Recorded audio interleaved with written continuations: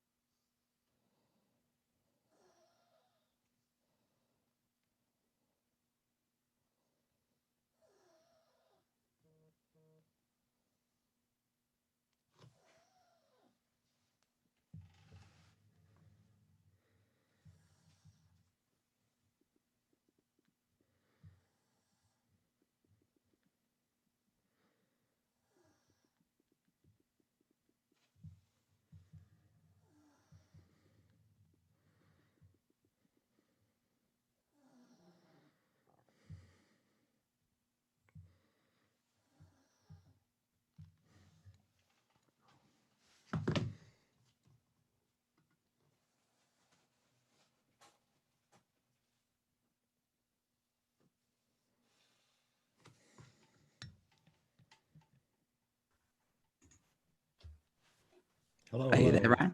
Hey, there we go. Nice. Sorry, my email was being a real pain there to get across. Don't apologize to me, my friend. It's the other way around. Hey, look, shit happens. Don't you worry. All right, we got 6 people on, and we are here. There you go. I'm going to pass hosting responsibilities over to you. Okay, cool. Hey, there we go. All right, turn that off. I'm admitting everybody. Excellent. Guys, have a good show. Hey. All right, Brilliant. Hello. All right. All right, do you guys know how to, so you can, I'm making you the host.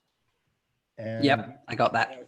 you have the ability to change the chat, change the view so everyone can be seen. Yep. There you go, gallery view. All right. Have fun, guys. Cool. Thank Brilliant. you so much. I'm going to make this up to you, Malkier. Don't you worry, man. It's fine. All right. Hey, don't do what I did and hang up the whole stream. I promise I won't. You guys are troopers. See you guys. See ya. Hey, thank you. Okay. All right, man. Oh, so we got there. Brilliant. And we've got, we're getting some yays in the chat. I'm seeing that. This is nice. So finally, welcome Alex and Jack to a little bit later than planned, but the stream. So we've got about 20 minutes. That's okay. We could do this. Yeah, we'll make it work. We'll be quick. So I think we should just launch straight into the game, to be honest. And then we'll do like the last 5 minutes about the charity. So we are doing a quick, basically a rewrite of Eye of the World is what we're going to be doing today. So we're going to go spinner. I've got a nice, large, fluffy red dice here. Oh, nice. It's better than mine. Mine would have been a little hard to read. Yeah, they actually came out of a car I once had. I've got a second one in my other room, and I just cut the cords off because I was like, yeah, helpful. So we're going to roll the dice, and each number refers to one of the major characters with the exception of Rand. So we've got Matt. There goes all of my notes for planned Eye of the World without Rand. I mean, we could do that if you want. Should we go hardcore and try and? Oh, I don't even know. Like, no. Okay. I've only read Eye of the World. I am very. That's fine. We'll go the other ones. So we've got Matt for number 1, then obviously Perrin for the second one, and then we've got Nynaeve, Elaine, and then Nynaeve, Egwene. Sorry, not Elaine, and then Moraine and Lan. So any ones we're hoping for? I've got my fingers crossed for Matt, as that seems like the easiest one to go down the rabbit hole for. But as long as we don't lose Moraine, I think we can make it to the end. If we lose Moraine, I think we're gonna be stuck somewhere. Yeah, that could get quite difficult. You're right. Okay. I think everyone just dies, but other than that. Yeah, that's quite possible. So, but anyway, we'll Yeah, give it give a it roll a now and whirl. see what we get. So, we have number 4. Number 4. So, Matt, and that's Egwene. All right. All right, cool. I think we Does can anyone do want this. to? Yeah, this seems doable. So, I mean, at the very beginning, she doesn't really feature until they're leaving, does she? Really? Well, so the one thing is we dropped the additional prologue Ravens that they wrote to appeal to teenage girls to get them into the series. okay, I've never very read true. that, so I'm not dropping anything. Fair enough. All right. Yeah, so we'll drop that if you've read that, and not if you haven't. And then she doesn't feature in the beginnings of Rand or anything, not until she teases him a bit in the when he first turns up for Beltane. That's it. Shows off her braid. Yeah, and she's like, We're I'm a missing woman that now. scene. But that's fine. I think. Loses it within like 3 chapters after she gets it. Yeah, Yes. yeah, definitely. So pretty much it's just when they're leaving, isn't it? Yeah. She doesn't so sneak up and. I think the biggest thing is we lose the creator going with the group. Bella stays behind. Oh yes. Egwene is not coming. Which Oh, Jack, no. I don't know if you understand the joke, but You have referenced this during our own recording of the episode that okay. the fan theory that Bella is in fact God The in creator. human form. Yeah, I did make a joke about it Or once. horse form, rather.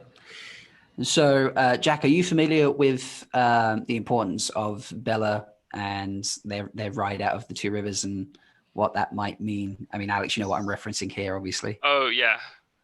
It's, I'm minorly terrified in general when it comes to this, that I'm missing large plot points from having only read it once, and now in preparation for this, the first fourth of the book a second time. But do you just mean literally in the first book the importance of them escaping? Yeah, it's kind of just foreshadowing for a thing that happens on later. So, So I think we talked about this already, Jack. That is the first time that Rand channels. Yeah, which is why he's such an impulsive Yeah. idiot later. yes. Yes. All right, Or so implied to be why he's an impulsive idiot later. yeah, so obviously that sort of removes Rand's first instance of channeling, doesn't it? So Yeah. that could And definitely then- cause him problems later on. Okay. So on until they cross Terran Ferry, nothing really changes except Egwene is not with them and Rand doesn't channel. But that means that he doesn't laugh, or potentially doesn't laugh at Matt's prank, so they never piss off the White Cloaks. White Cloaks, yes. Yeah, that's true. Also, I think that they're going to trust Moraine a little more because she's not teaching their fellow villager how to channel and pulling them away from, like, creating that distrust. Yeah, definitely. So he might be a bit more sort of just, okay, you say we'll do this and I'll trust you sort of thing, which probably makes Land a bit easier to deal with as well, I'd imagine. Yeah. But do you think, I'm going to butcher every name I try and say, but do you think Nynaeve is as motivated to come find them if her fledgling apprentice isn't one of the kids that left? I think she's quite protective over the other 3, to be honest. So I think she would still dash out there and try to find them. Yeah, she So- babysat Rand, so she's still very protective of him at least. All right. So yeah, so I think that's pretty much on the main journey to Shadow Logoth, the only real change. So that's not too bad. So they end up in Shadow Logoth. I've got my notes here. I'm reading through. Egwene doesn't do much there either. No, the boys are still going to go running off and Still get the find the dagger. dagger and stuff. Okay. I guess So the then- next major chunk of her is her time with Perrin, but I don't. Yeah. So that would remove some tension with the Tinkers. Again, I think Egwene is just causing tension here in the Eye of the World.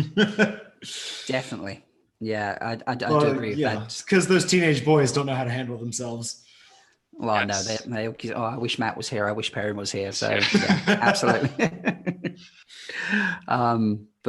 Yeah, so I think his time with the Tinkers is going to be a lot easier. That's for sure. But what happens when he runs into Elias? Is he going to be more accepting, less accepting?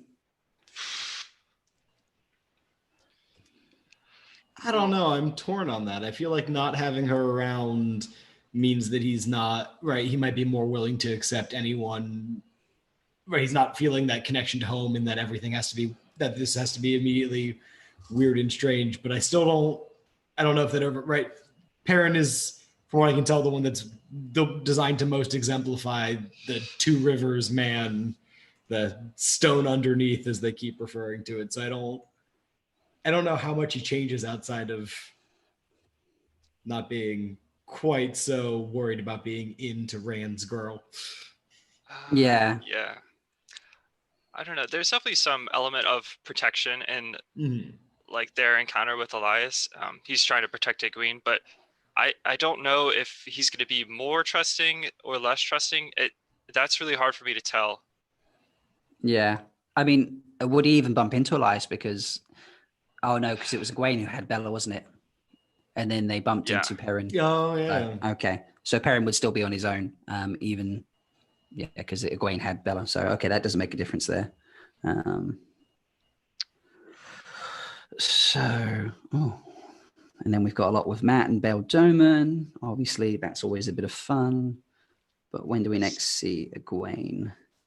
It's her and Perrin getting captured By the White Cloaks. Yeah. Yeah.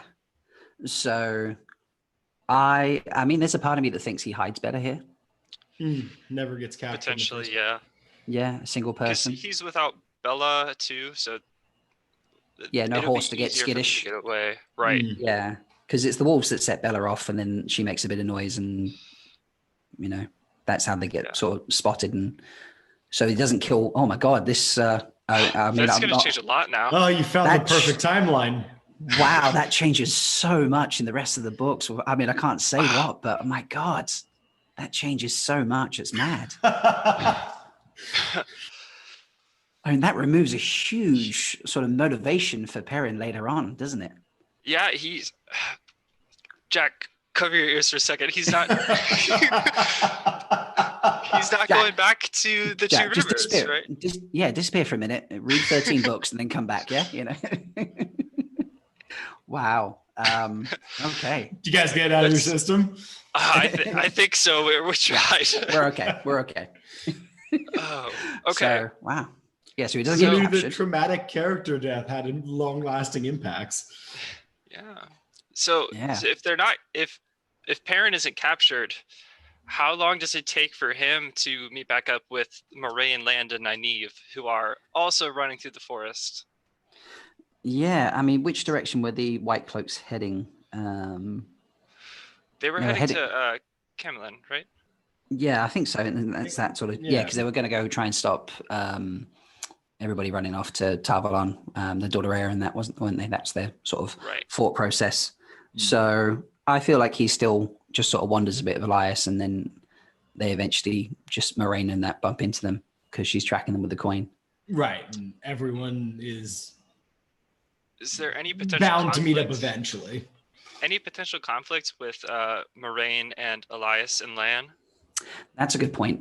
I mean, I don't think Lan would have an issue. No, they seem to have a lot of respect. Yeah, I mean, Moraine's probably more focused on the boys than trying to find a wayward warder. Okay, so we don't see a lot of conflict there. No, I don't. I mean, what do you think, Jack? No, I don't imagine that goes much more differently, but I don't know how everything from that point would continue on, if that makes sense. Like if they all show up and everything's fine, how the next mad dash of the journey goes. Yeah, I mean, Nynaeve doesn't impress Lan because she doesn't, use her sneaking skills to help us, rescue them from the White Cloaks. So, I mean, I'm not saying they won't be in love, but you know. I was gonna say, do we lose that room? That would be terrible. Yeah, that might hinder the romance. I mean, it might slow it down as Yeah, opposed to slow it down. like, yeah, I think it's going to slow it down. Yeah, I mean, she still had, or Lan still had some respect for her because of her sneaking up on them, her tracking them all the way to Barrow. Oh, yeah. In the first place. definitely. Tracked him down, and he was quite impressed about that. He's like, no one follows me. How dare you follow me? Yeah. So, It's the advantage of being the daughter to a father that had no son. She gets to learn all the hunting and tracking skills. very, very true. So speaking of Nynaeve, does anything change between her and Moraine without Egwene there? I think she just wants to, because when she finds Egwene is going to go off to the White Tower, and that she feels that she can't go with the boys, that she ends up like going to the White Tower to be like, well, I need to protect Egwene and learn to channel to get back at Moraine. But that might be a bit lessened now, mightn't it? Right. If the animosity is lowered, does she not pursue that path of vengeance? Well, vengeance. It is kind of vengeance. Yeah, it's definitely a bit of vengeance. Fully agree with that. A vendetta, at the least. Yeah. So how do we? I don't know. You guys are more of the character experts, so I don't want to stick my foot in my mouth by saying like, no, they'd be totally fine if 3 books later they straight up murder each other. Make a prediction, Jack. I'm all for that. Go for it. You know, I mean that's what my podcast is about. Wild theories. So you're fine. Wild theory. They clearly end up being best friends instead. Buddies. No. I mean, Nynaeve's inherent dislike for wanting to get involved with the White Tower and the Aes Sedai seems like it was always going to lead to that conflict if they were traveling together. Yeah. So I don't know. I think there might be enough there with the boys that she wants to protect, but she may not necessarily go to the White Tower. She may be like, I'm going with one of the boys. So we need a motivation for her to go to the tower. Like, the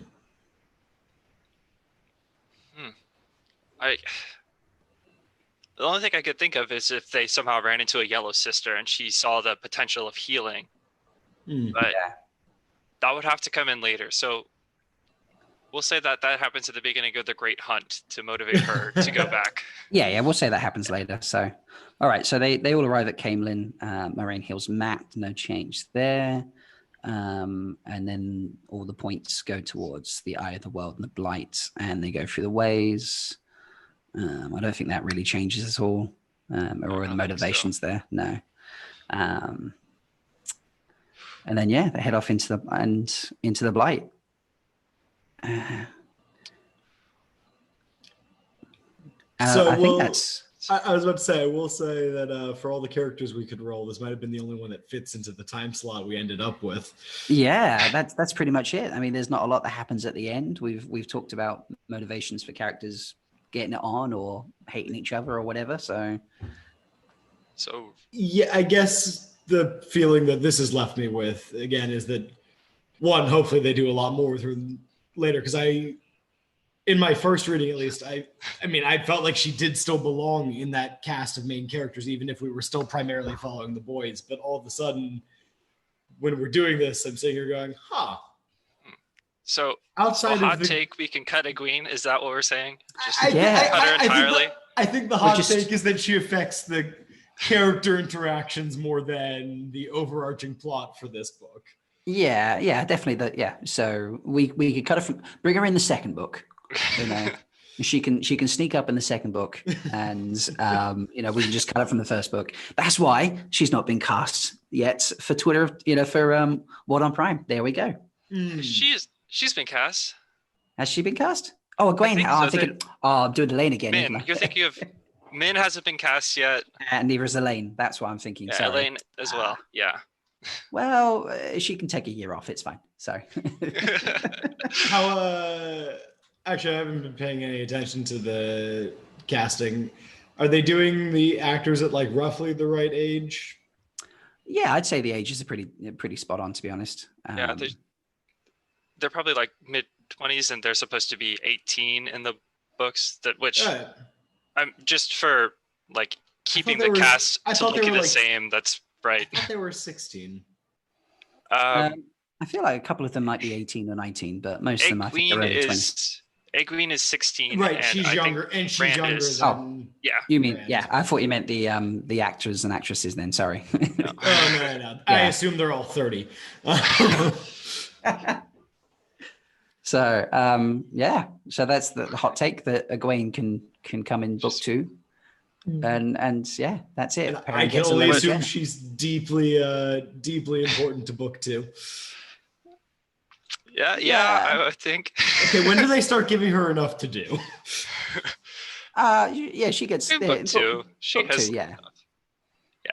There's a couple of I wouldn't call them gobsmack moments. Definitely moments you're like, oh damn, shit going down. So, but yeah. So I'm going to have a quick look at the how we're doing, because obviously we really talked about the when we briefly disappeared. Yeah. So obviously. Yeah. Oh, 1 second. The next guy's trying to get in. Yeah. Oh. So does anyone have the link for the donation page so far? I just had it up after. See if we managed to gain any with our disappearing acts. You never know. We're at 1,890. So I don't know what we started at. We got one. It tells you the donations. $20 41 minutes ago. Tech issues suck. Keep trying. Okay. $10 cool. anonymous 44 minutes ago. And so Clock Tower. Presumably my mother donated $10 and somebody else donated $20 for tech issues.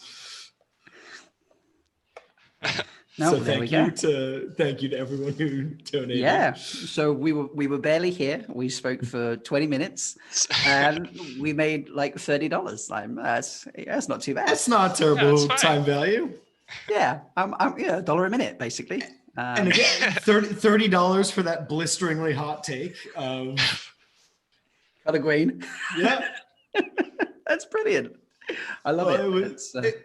It was quite funny when I was talking with some friends earlier about because Alex had just sent me the link saying what the game we were going to play was. One of them's literal response was, "Oh, well, if you just roll Egwene, there's nothing to talk about." That just There we go. There we go. Foreshadowing. Predestined, yeah. Done, so.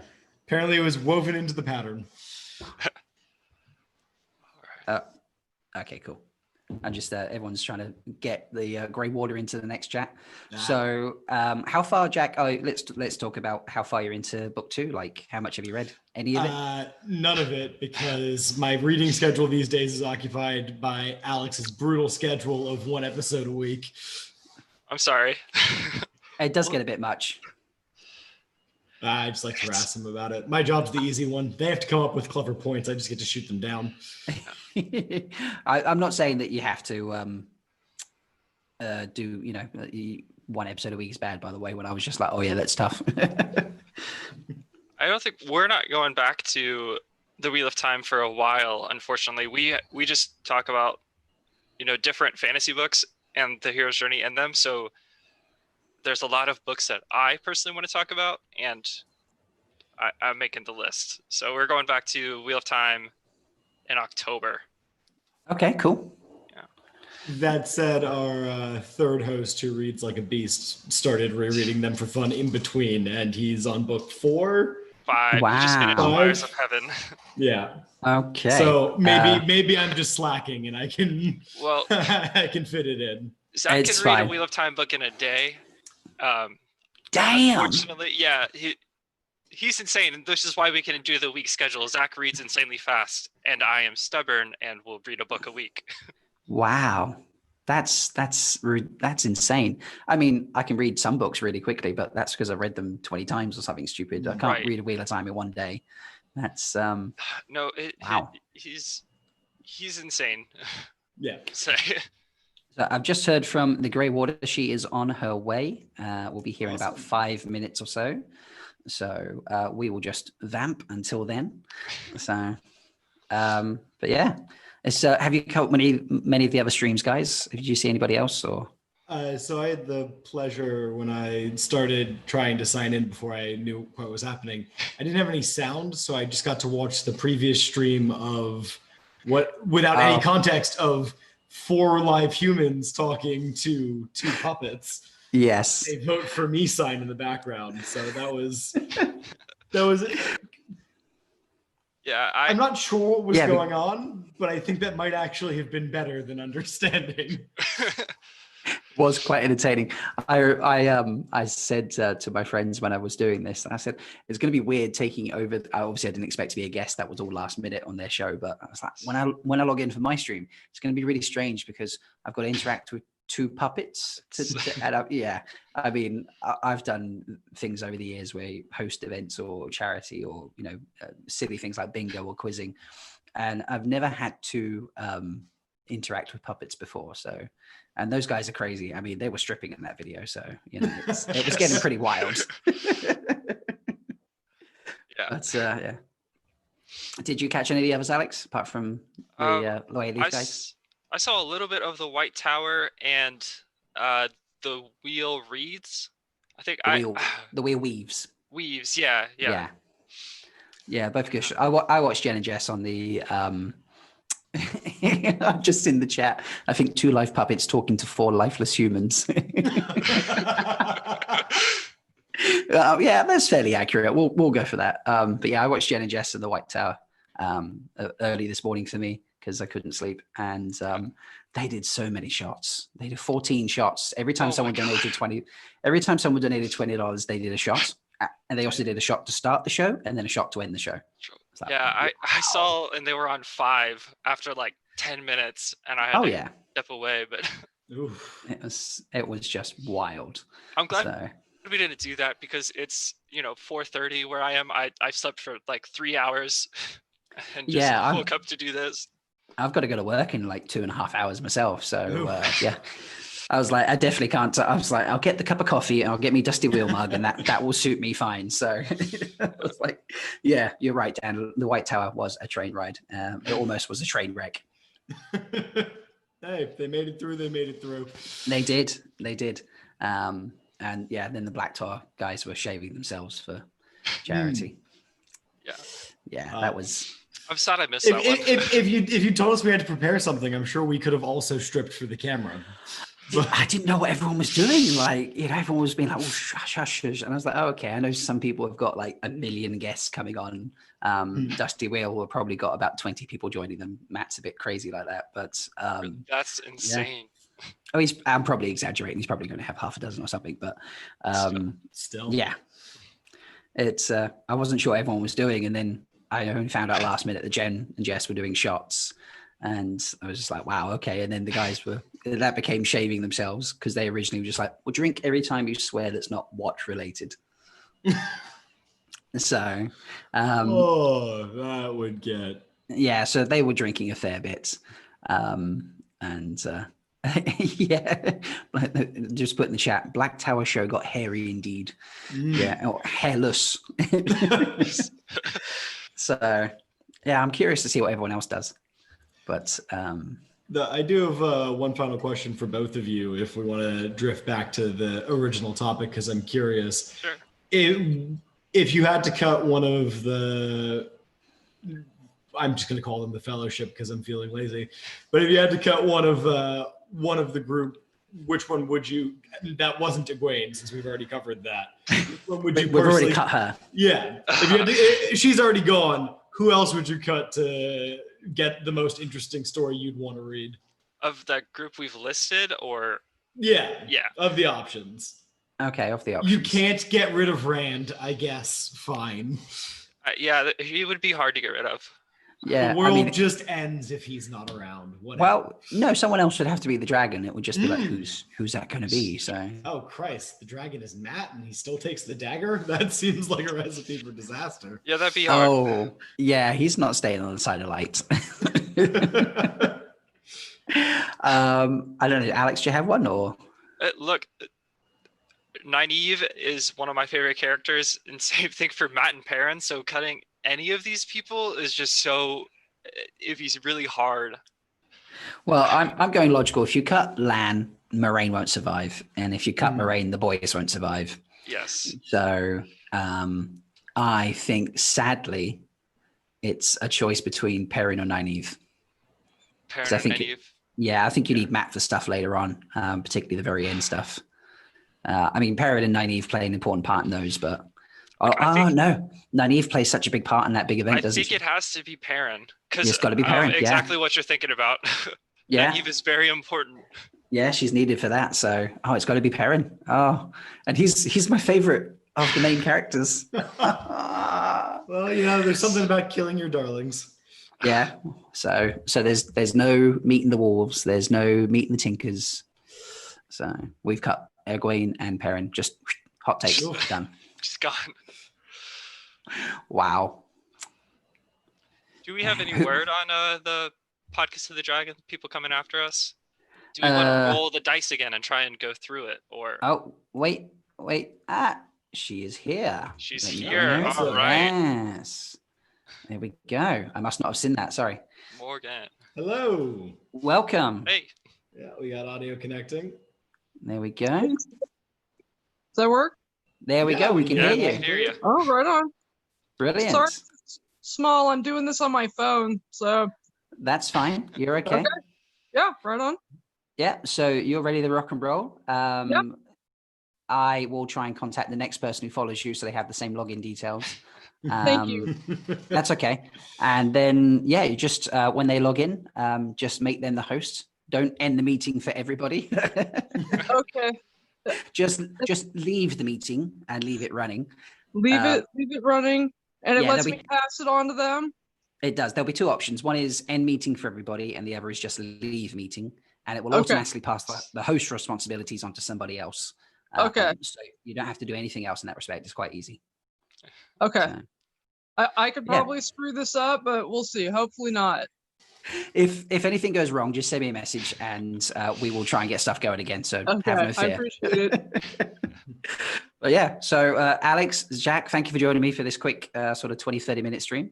Thank you so much for having us on.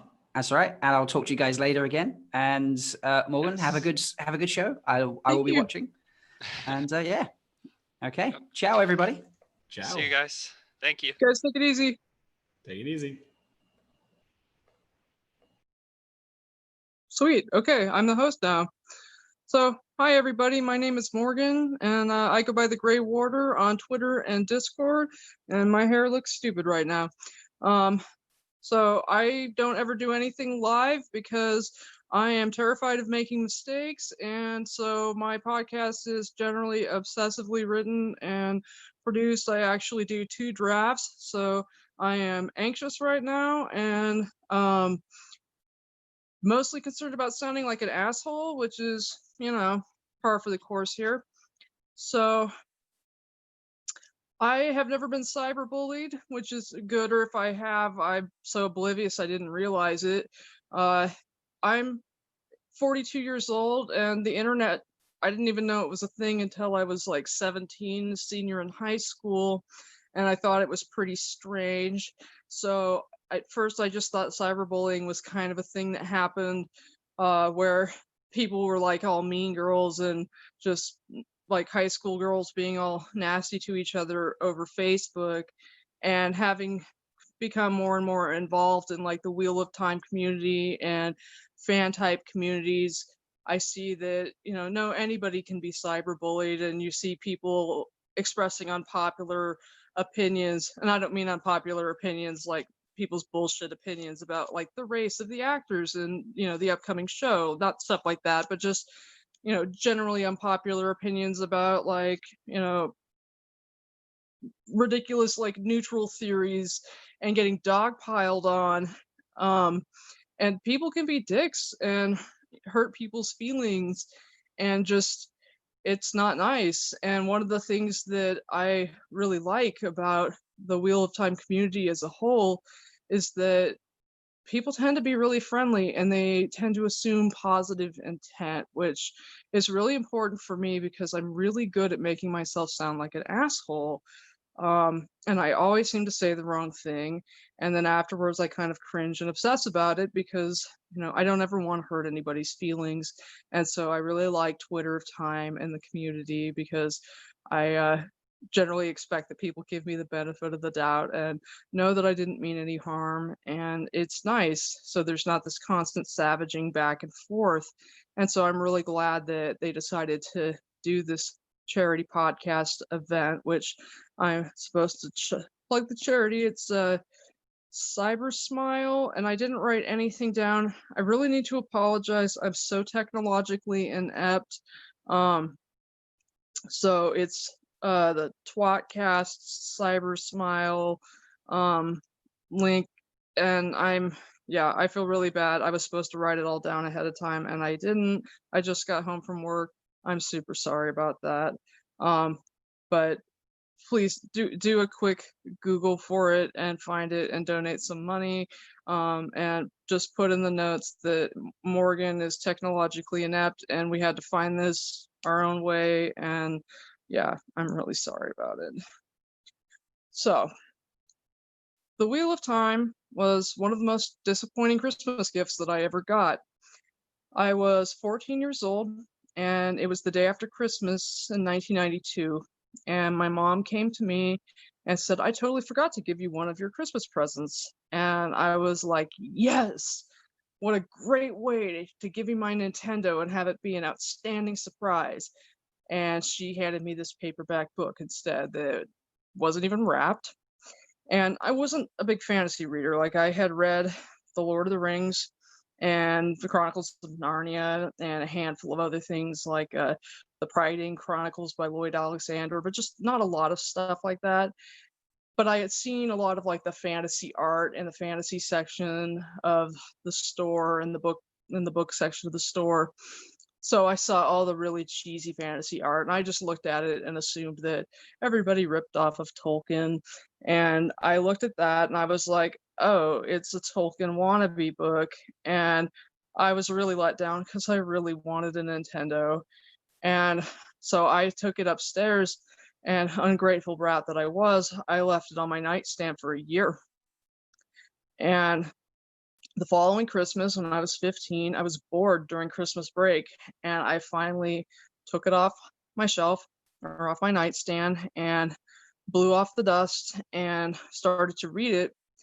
And I always tell people you have to get through the first 5 chapters, because once you get through chapter 5, Winter Night of The Eye of the World, you become so totally engrossed in the story.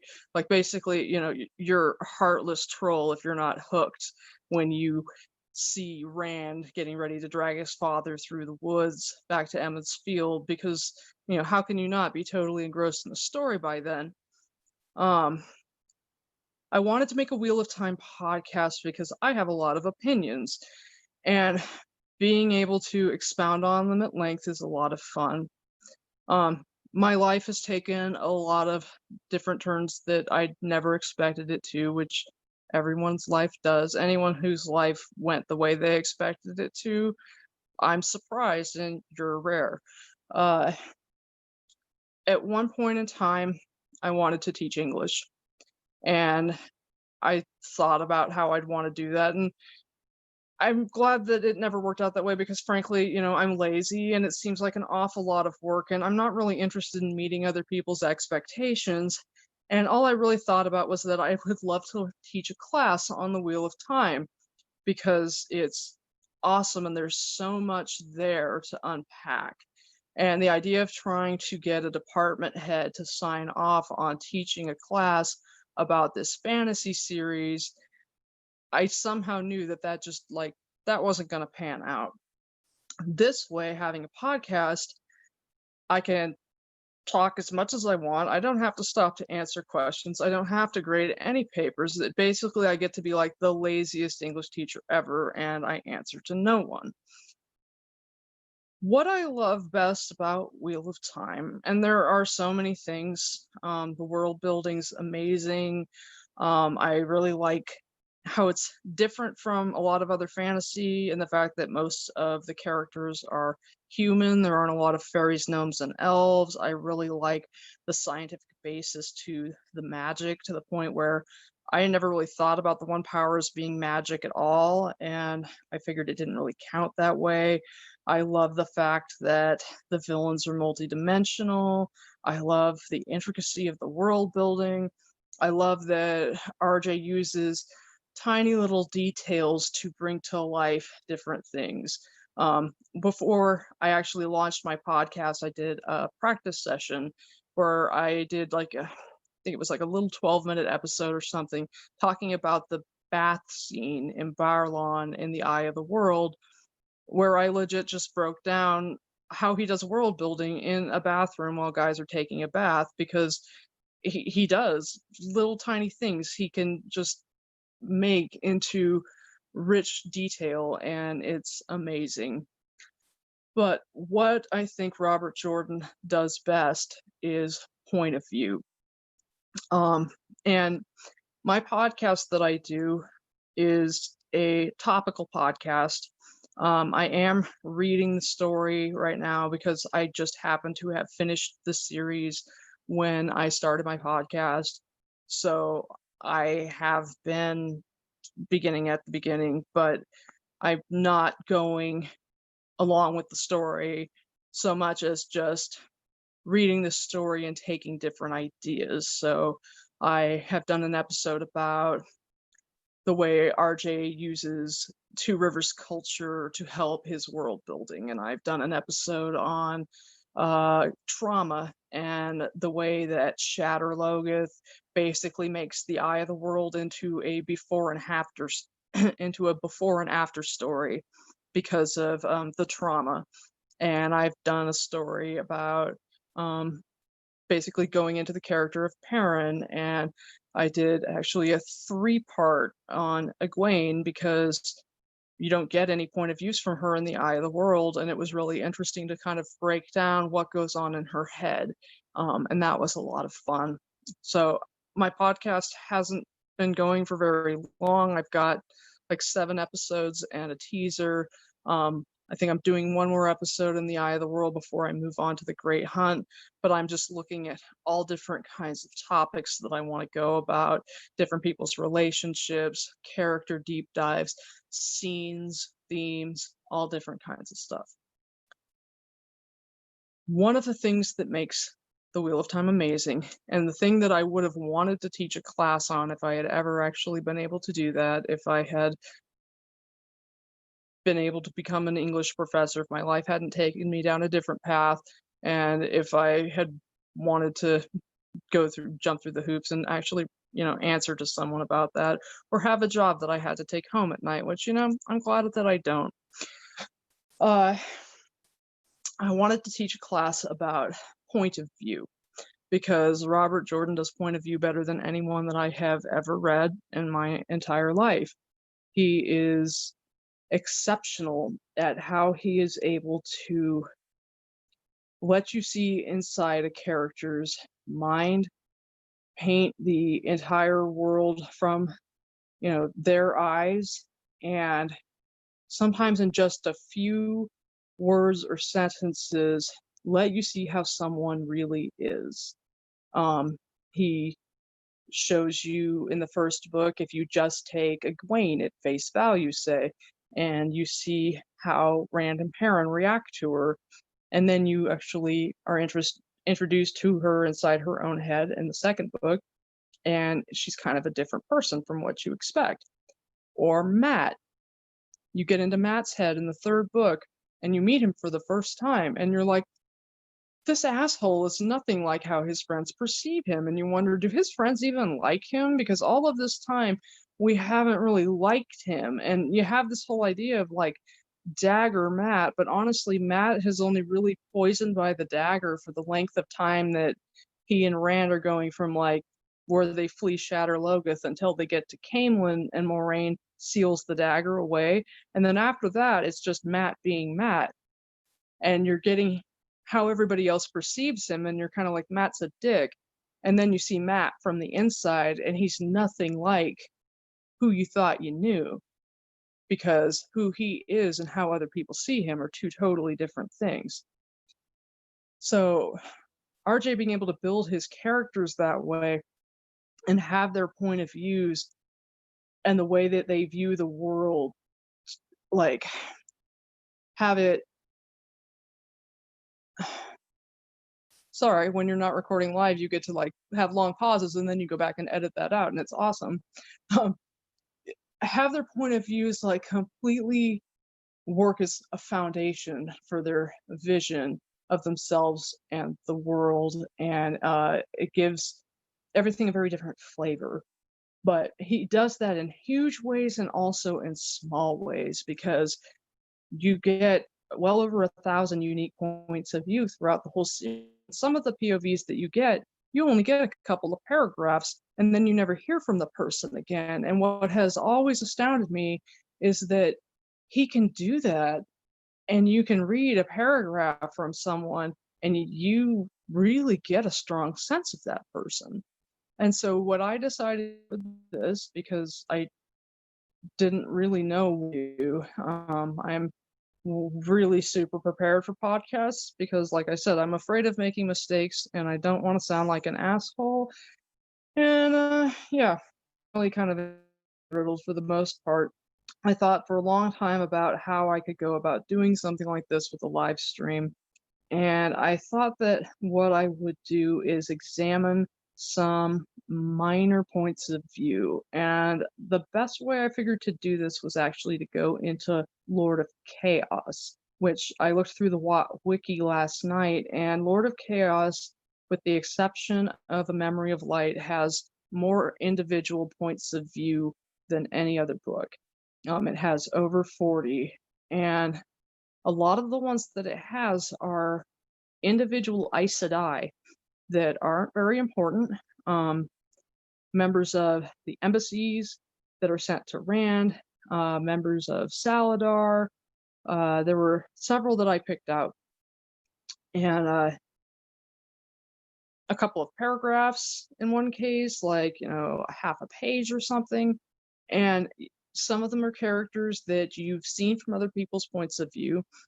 A couple of them are characters that all you get is like a summary of what Egwene tells some wise ones about them before you actually see from inside their heads. And despite the fact that you barely get anything about them, you get a basic sketch from either an interaction that, say, Nynaeve has with them, or what Egwene tells you about them. RJ puts you in their heads, and you see the person and you know who she is, and that's amazing. That's a really amazing thing to be able to do. And so I thought that I'd go through some of that, some text, and just check it out, because it's pretty amazing that he can do that, and I think it's great. And I can focus on some text and talk about it, and hopefully not sound too nervous or upset, because this is a little more than I bargained for when it came to totally being live. So anyway, let me flip over here. So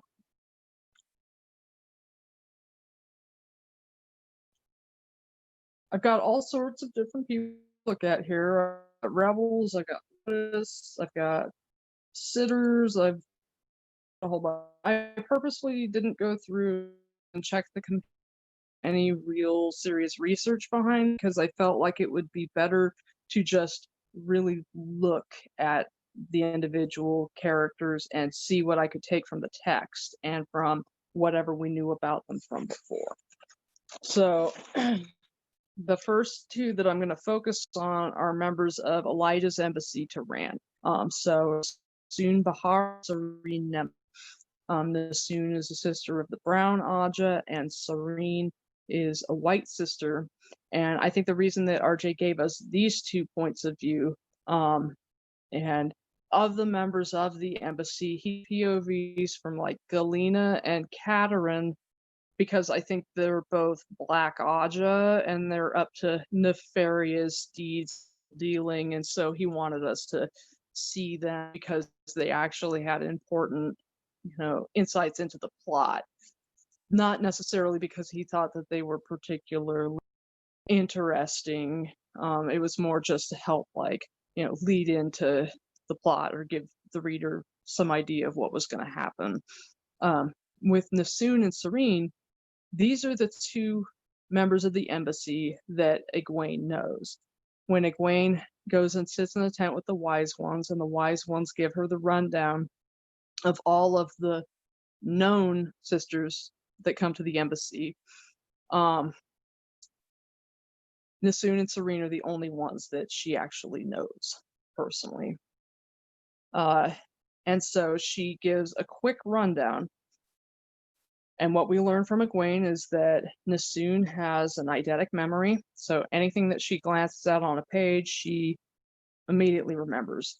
And we learn that she is not the sort of Brown who is unaware of what's going on around her. She basically is kind of like, if her back's turned to you and she's, giving a lecture or whatever, she knows if you're not paying attention.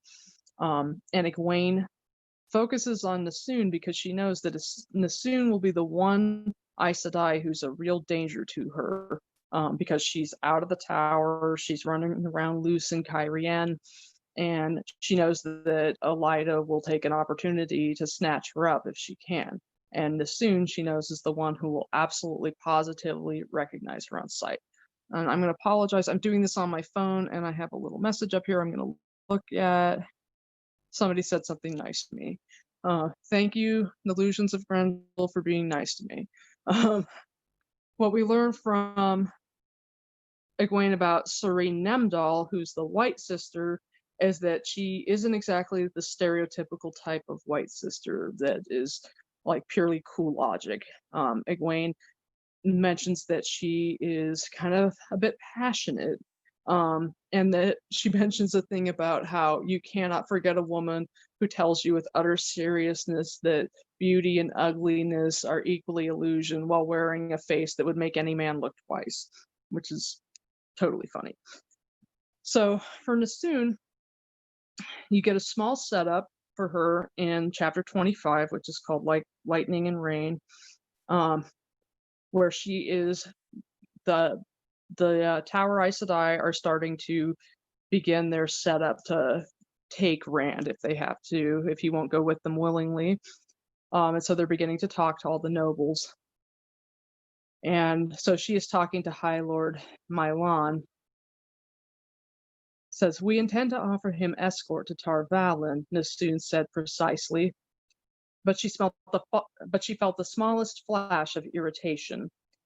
And I really like this because it's kind of like she's not vague in the slightest. We always have this idea of Brown sisters being just totally vague, like space cadets, but this woman is not vague. She sees everything, and she is very exact in her speech and in her internal narrative. She says things precisely. And it's not that she feels a flash of irritation, she feels the smallest flash. She's not going to be vague with herself and be like she's feeling a flash of irritation. She's going to quantify it. She's the type of person who quantifies and breaks down everything. And you really get that this is someone who sees the world in a very kind of structured and broken down way. And this is one of the minor characters.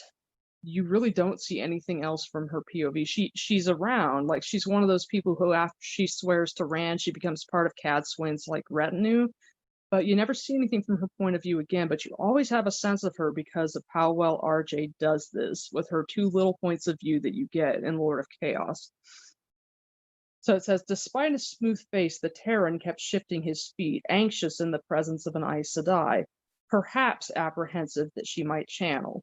So she's willing to flat out say that he's anxious. That's pretty obvious, but she will not bet that he is absolutely apprehensive that she might channel. She's hedging it with perhaps. There are so many Aes Sedai who flat out assume that they know why people are doing what they do.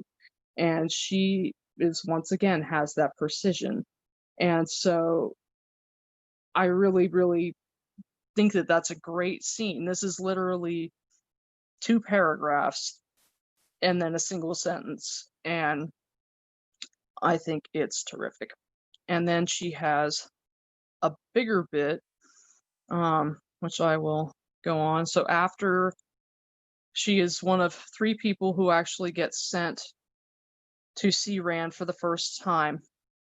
And I'll give the little bit ahead of time so we see what we see from Egwene's point of view. She is standing there in the open, and Rand has woven a shield of Sidene that makes Egwene invisible, and she's standing there feeling basically stark naked in front of Coydrin, Galena, and Nassoon. And she's feeling really freaked out. And so she says that Nassoon, of course, took in everything, bird-like eyes darting this way and that. So she's afraid of Nassoon.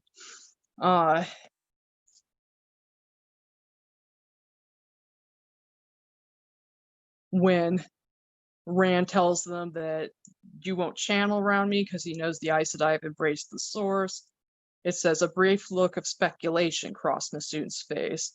Like, the other Aes Sedai are much more willing to believe what they believe, but she's like, she comes in with no assumptions, and she isn't super concerned. Like, one of the things that I get from this, which I'll delve into when I actually get to her point of view, is that she's not particularly invested in the actual point of the mission, and she's not coming into this with any assumptions about how things have to be or what has to get played out. And so once the women release Saidar, and Rand immediately is like, that's better, and Coydrin and Galena realize, no, he wasn't guessing, Nassoon merely nodded to herself, adding to her mental notes. Egwene hoped desperately that Rand would be careful. Nassoon would not miss anything.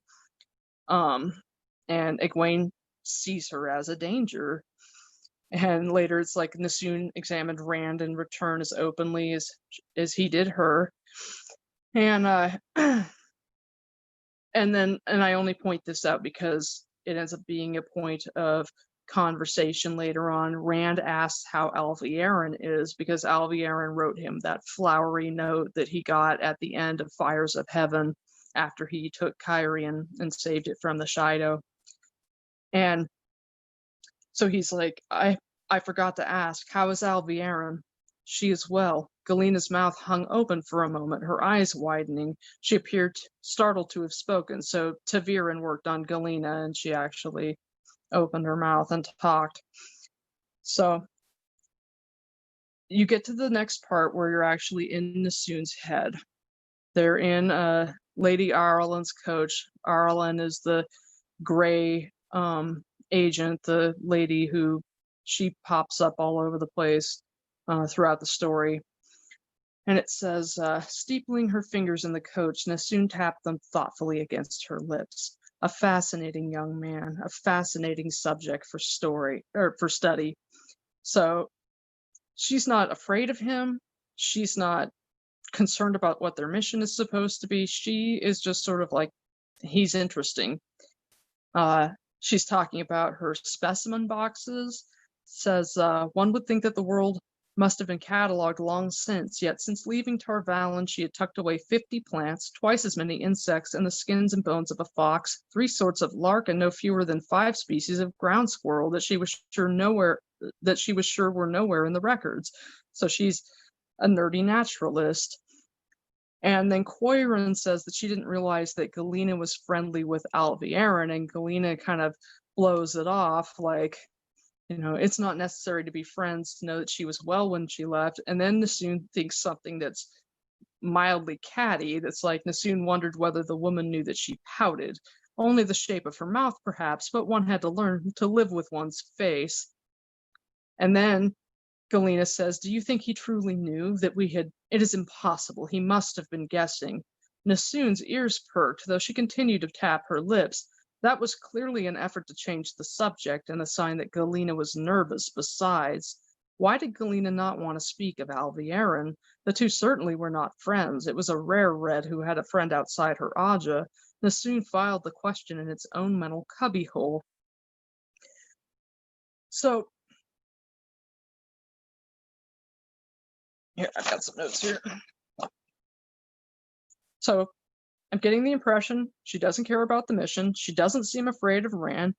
She doesn't think much of either Galena or Koiran. She does say, because Galena's flat out like, he couldn't have known that we were embracing Saidar, and Koiran disagrees.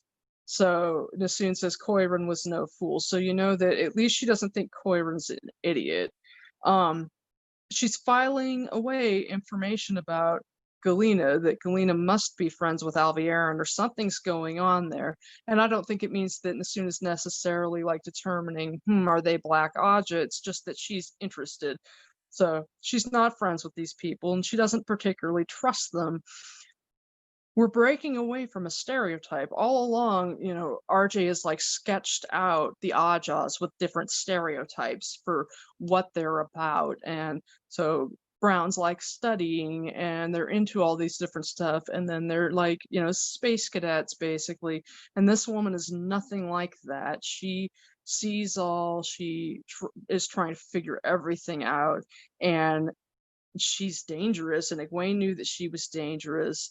And she doesn't seem to really care what's going on with this mission. And it's almost sort of like she's one of those people who doesn't even, like, she's so unimportant in the whole scheme of things in the tower. Like, the politics don't really matter to her. She's not interested in trying to climb higher. And so she probably stayed in Tar Val instead of joining the rebels because she felt like the tower must be whole.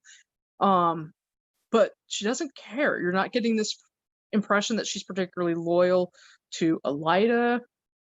In talking about in her head about Galena here, it says, the woman's pout irritated Nassoon. This entire expedition irritated her. She would have been more than happy to join it if asked, but Jessie Bilal had not asked. Jessie had practically shoved her onto her horse physically. However it might be in other Ajas, the head of the Browns Council was not expected to behave so. So,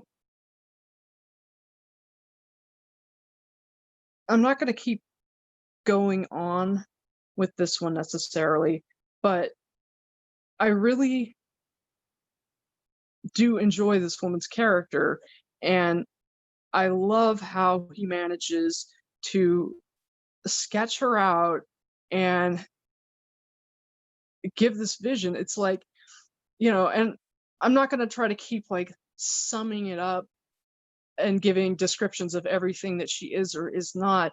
The whole point of it being is like, there's like 2 or 3 pages. I'm reading this on a Kindle app, so I can't tell you exactly how many pages it is in the books, but so there's like a paragraph and then like a few sentences of dialogue from her point of view, and then, you know, a couple of pages from her point of view, and you have a really strong sense of who she is.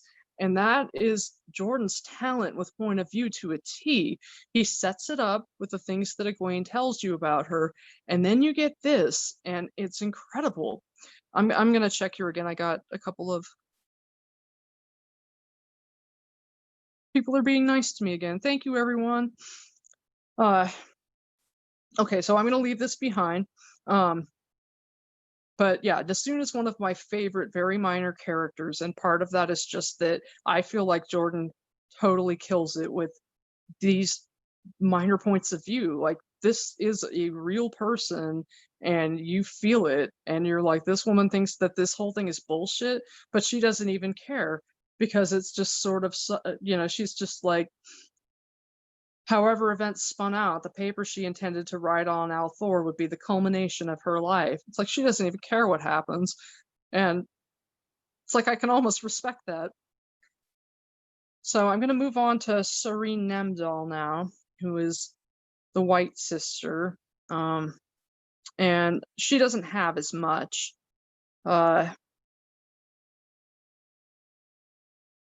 She was given the job to talk to Barrelane. And says, when Sareen entered the sitting room, only Koiran and Arian were there sipping at tea, and a servant waiting to pour, of course. Sareen motioned him out. Barrelane, she may prove to be difficult, she said once the door closed. I do not know whether the apple or the whip will work best with her. I'm supposed to see Ericombe tomorrow, am I not? But I think that more time will be necessary with Barrelane.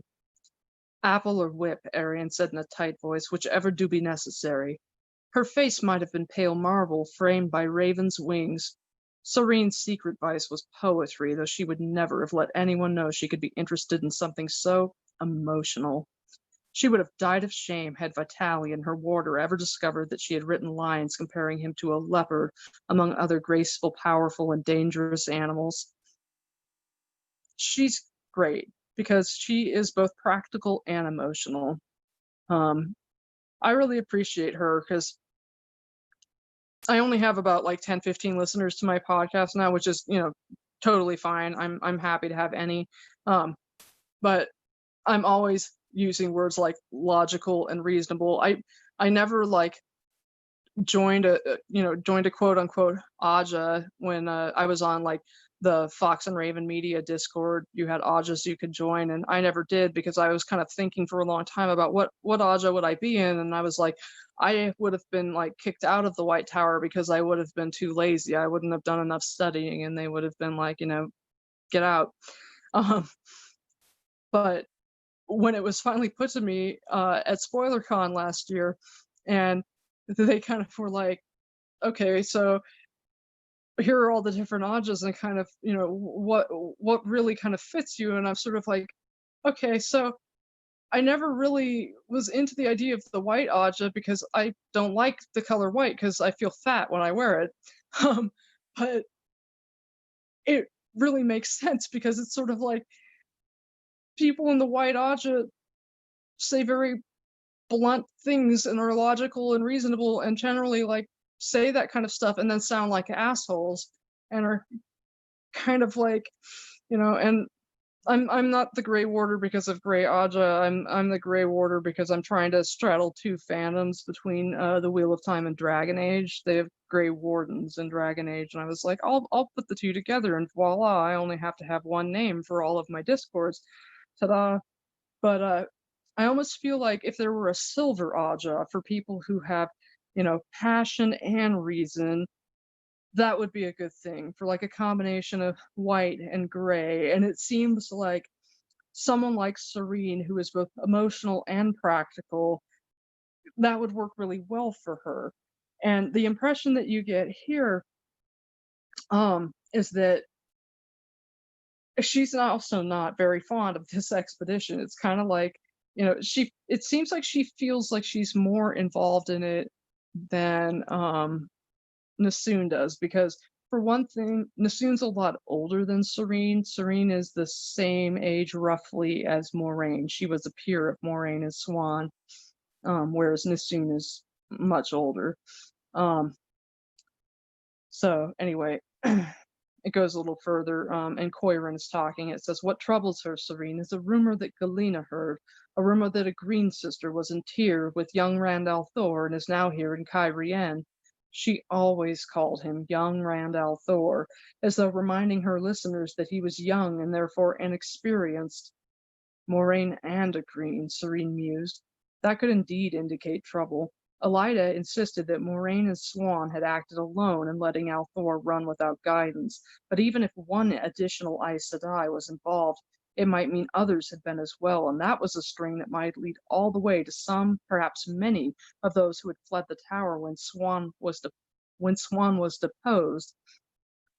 So she's much more moderate, she's much more human, and she's also kind of doesn't seem like she's much on Team Elida. It feels like RJ with her and with Nassoon is giving us a picture of two Aes Sedai who, picked a side because the tower needs to be whole, but they're sort of like,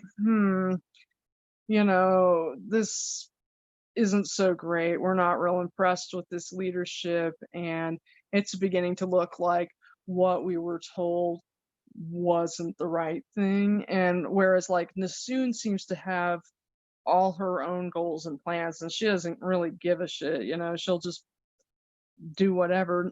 Serene kind of feels like she's a little more, she's devoted to doing her job correctly because it seems to her like the reasonable and logical thing to do. But the other cool thing I'm seeing here is that she's just as judgy of both Galena and Koiran as Nassoon was. And it's kind of interesting because it's like cattiness is not something that you would ever really think of when RJ's giving you the breakdown of white or brown Aja. You know, Aja's passionate Ajas are like the green Aja or the red Aja or even the blue Aja. But having a brown and a white sister both not thinking very highly of the woman in charge in Koiran or the woman who's really in charge in Galena, and not being impressed with their logic, their pomposity, just in general, you know. Serene doesn't think very much of Galena because Galena, she was too hard for logic. She believed what she believed, whatever the evidence. Yet Serene had always believed great fires roared somewhere in Galena's depth. The other great thing that he does with her is he lets you know that Serene has a passion for poetry, and then he uses things in her description saying Galena smiled, a sliver of teeth and night-eyed sternness. And it's it's really great. It's really great. And so I also find the character of Serene to be a lot of fun. We never get anything else from her point of view, but she's another character who, once she swears fealty to Rand, ends up being part of Cadsuane's little coterie.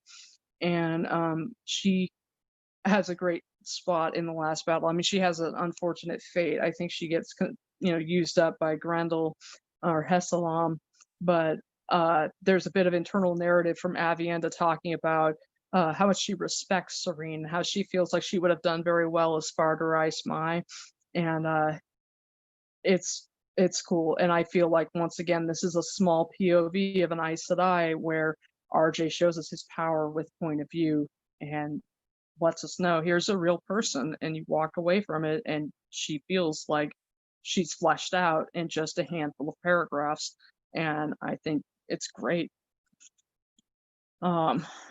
So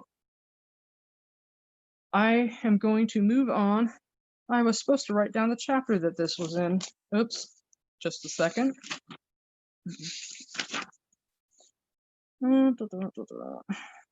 Okay. So now I'm going to go and we're going to look at a Darkfriend Aes Sedai, because Black Aja sisters are always interesting. And,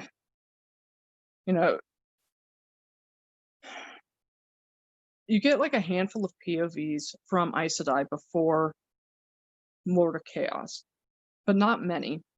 And you get, for your Black Aja, basically at this point you're used to like Leandrin, who's just a terrible bitch. And you see external views of Black Aja, and they're assholes.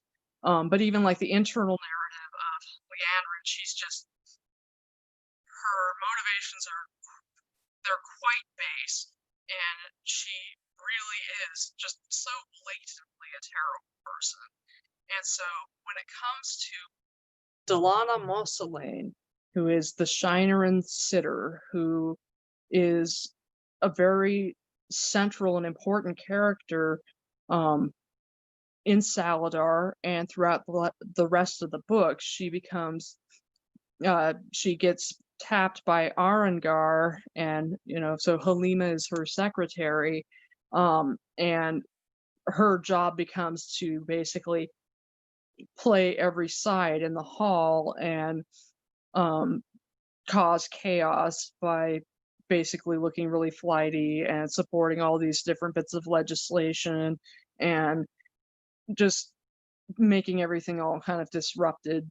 And in the end, they end up having to flee the encampment when Jahar Narishma realizes that somebody's channeling Saidin, and Ramonda suddenly remembers that Halima said she knew Cabriana McCandis and realizes that Kyron Stang and Anaya, who were both killed with Sidene, knew Cabriana, and together she was like, oh, we have to arrest Delana, but they get away before.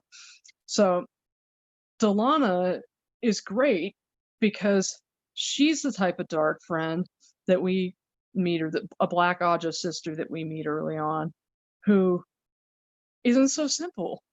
Because the first POV we get from her, I will do what I can, Swan, Delana said, leaning forward to pat the other woman's arm. They were alone in the sitting room, and the teacups on the small table between their chairs stood untouched. Swan sighed, looking dejected, though what she could expect after her outburst in front of the hall, Delana did not know. The situation was disconcerting, and Delana did not like being disconcerted. She had schooled herself not to see her old friend in this woman's face. Not hard, since she looked nothing at all like the Swan Sanche Delana remembered, not at any age. Yet seeing Swan again, a Swan young and pretty, was only the first shock. The second was Swan appearing on her doorstep with the sun not up, asking for help. Swan never asked for help. And it goes a little bit further. Swan's pretending to be upset because she's trying to manipulate Delana into letting her be at the meeting where they call Egwene to come and be the Emerald Seat. So Delana never remembered Swan being upset before. Swan could be upset, but she never let you see it. It distressed her that she could not do more for the woman who had stolen honey cakes with her and more than once taken the blame for pranks they had both been involved in. So we meet Delana in the prologue of Lord of Chaos, where Nynaeve's running around being angry in the heat, and she's supposed to copy for Delana and Janya. And she ends up getting cornered by them, and she expects that she's going to have to copy, and it's like copy fast for Delana or copy slow for Janya, or she can't even remember what order it is. One of them just wants all their notes down and the other one needs everything to be neat. And instead they're like, sit down and just tell us about Rand al'Thor. And the description of Delana is just that, you know, her eyes are really cold and blue. She has like white blonde hair, and she's just really like blunt and stern looking and kind of scary in her own way. Not because she like terrorizes anyone, but just because she's one of those people who has like, you know, hardcore resting bitch face and a really stern attitude. But here you're getting her inside, and you're like, this is someone who really cares for and is concerned about Swan and wants to help her. So you don't even know she's Black Aja yet, because you don't learn about it till the end of the point of view when Arengar shows up, and you're just kind of like, you know, oh, this woman isn't nearly as bitchy as she was portrayed to be. She really cares about and wants to help Swan. And so you're getting like warmth and human feeling in someone that you're about to learn is a dark friend. And the thing with Delana is you never learn why. So she's one of those Black sisters where you never learn why. Even with Shiriam, you at least get some kind of idea. But with her,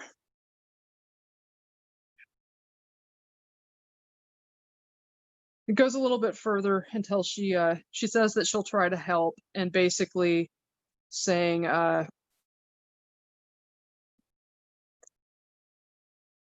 what Swan really wants is not just that she wants to be in the meeting, but also to help kind of put Lalonda and Ramonda and Lilane, pit them against each other, even ahead of getting Egwene into Saladar. And so it says, Delana kept her smile inside as she escorted Swan to the front step and gave her a hug. Yes, it would be very important to the Hall to keep the Wise Ones pacific, though Swan had no way of knowing that. She watched Swan hurry down the street before going back in. It seemed she was going to be the one doing the protecting now. She hoped she made as good a job of it as her friend had. So you're like, this is a really nice person. Like, she seems really sweet. And then this novice shows up, Lucille, and she's bobbing a nervous curtsy, and she's introducing Halima Saranov. And Halima is showing her this hand signal that she's Black Aja, and Delana's like, what the fuck? Because she doesn't sense that she can channel, but Delana says, yes. Delana said, it seems to me I do remember. Leave us, Lucille. And child, do try to remember that every sentence isn't a question. Lucille bobbed a curtsy so quick and deep that she nearly fell. Under other circumstances, Delana would have sighed. She had never done well with novices, though she could not understand why. Probably because she sighs. And so Halima comes in and basically threatens her, and is kind of like, you think I can't channel, but if I gave you signs and I was a beggar, you would do what I say. And she says that her story is that she was a traveling companion for a time to Cabriana Macanda's, and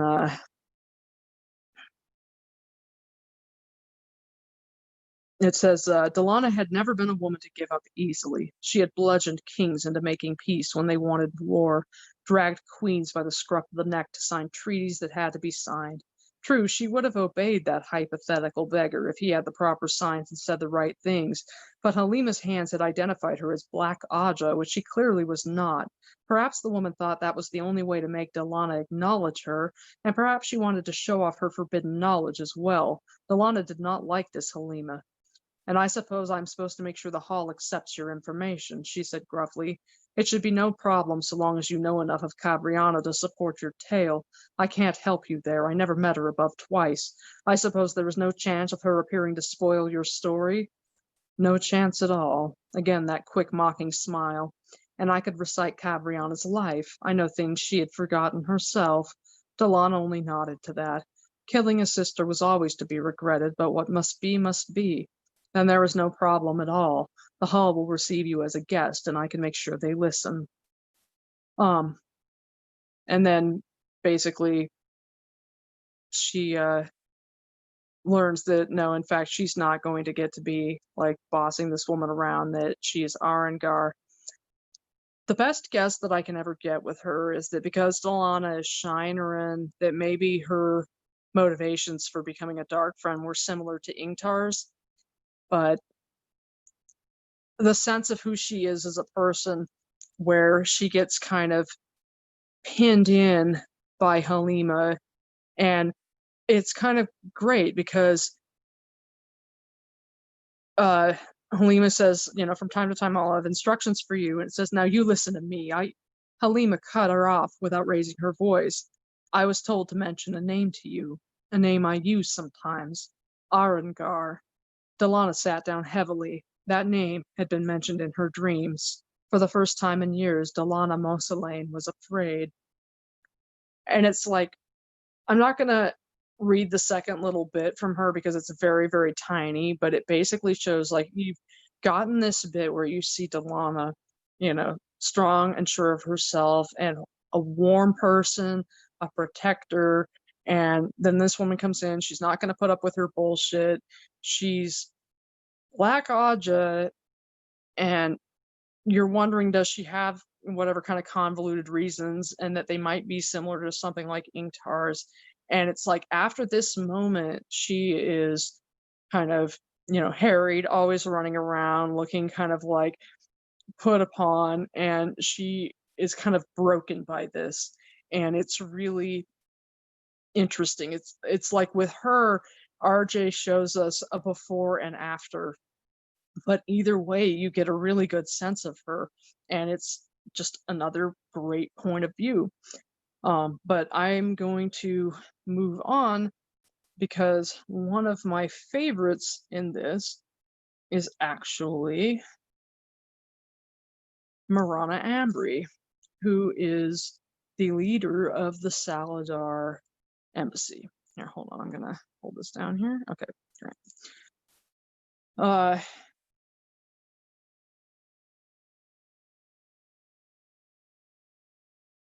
So I think that with Marana, who you actually get a really decent amount from, RJ does a terrific job.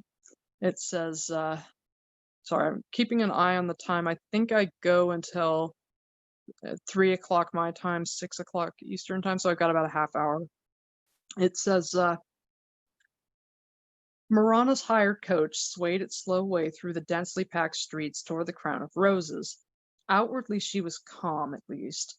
A dark-haired woman with cool hazel eyes, slim-fingered hands folded peacefully on her pale gray silk skirts. Inside, she was not so serene. 38 years ago, she had been in place by chance to negotiate a treaty between Aradoman and Terabon that was supposed to put an end to the squabbling over Almuth Plain, with Domani and Terabonners dodging at every turn and 3 times nearly starting a war in the middle of the exchanges, and all the while maintaining smiling faces of utter goodwill.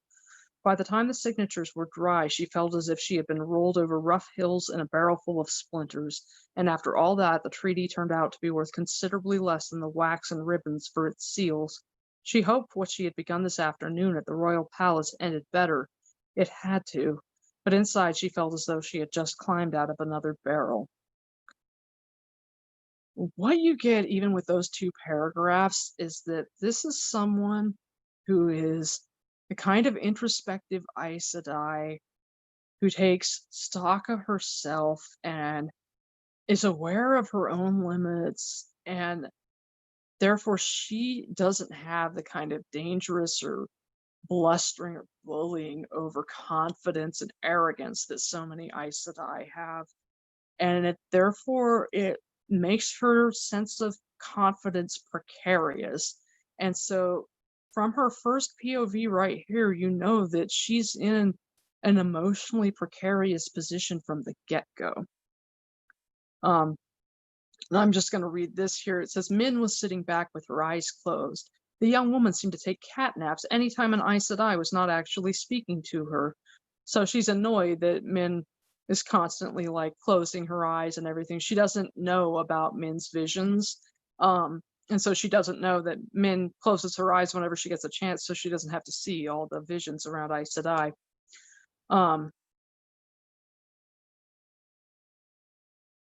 So she's in the coach with Min because Min like affected the introduction between them and Rand. And the other 2 Aes Sedai who came are Sayanid and Missouri. And we know Sayanid and Missouri because they are the 2 sisters who end up going with Perrin to Geldon. And so Marana's inner narrative is talking about how she knows that Min is like crazy about Rand because she basically saw her looking at him like all hot and bothered. And her concern is that Min told Rand a whole bunch of stuff. And it sounds like from the things that she said that they gave Min a whole bunch of cautions before they first sent her out to talk to Rand. And it says that all it had taken was one glimpse of Min staring at Althor to see a woman who had tossed sense out the window and was riding her heart at a gallop.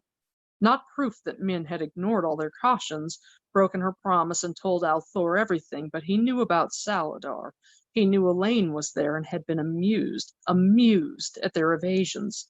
Aside from whether Min had broken confidence, care would have to be used in what was said around her from now on in any case. It was frightening when taken with everything else. Marana was not used to being frightened. She had been often in the year after Basin died. She had never bonded another warder, at least partly because she didn't want to go through that again.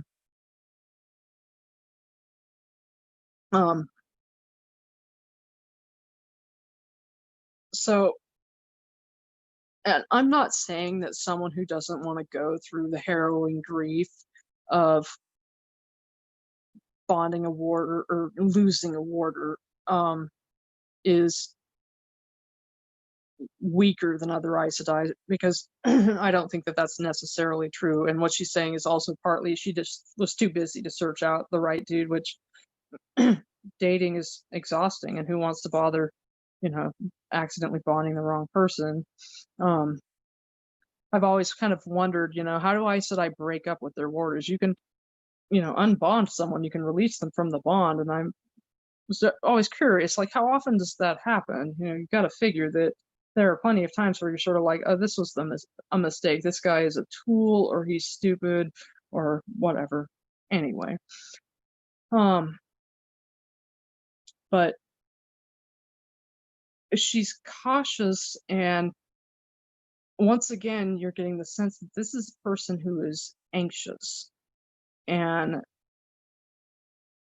it's not that he's painting her anxiety in a negative light. I've never gotten the impression that RJ looks negatively on people who feel anxiety. He always seems to deal with trauma in a very thoughtful way, but he shows Marana as someone here. She is, anxious. She's not used to being frightened, and she doesn't like feeling frightened, so she doesn't like to put herself in positions that cause her fear.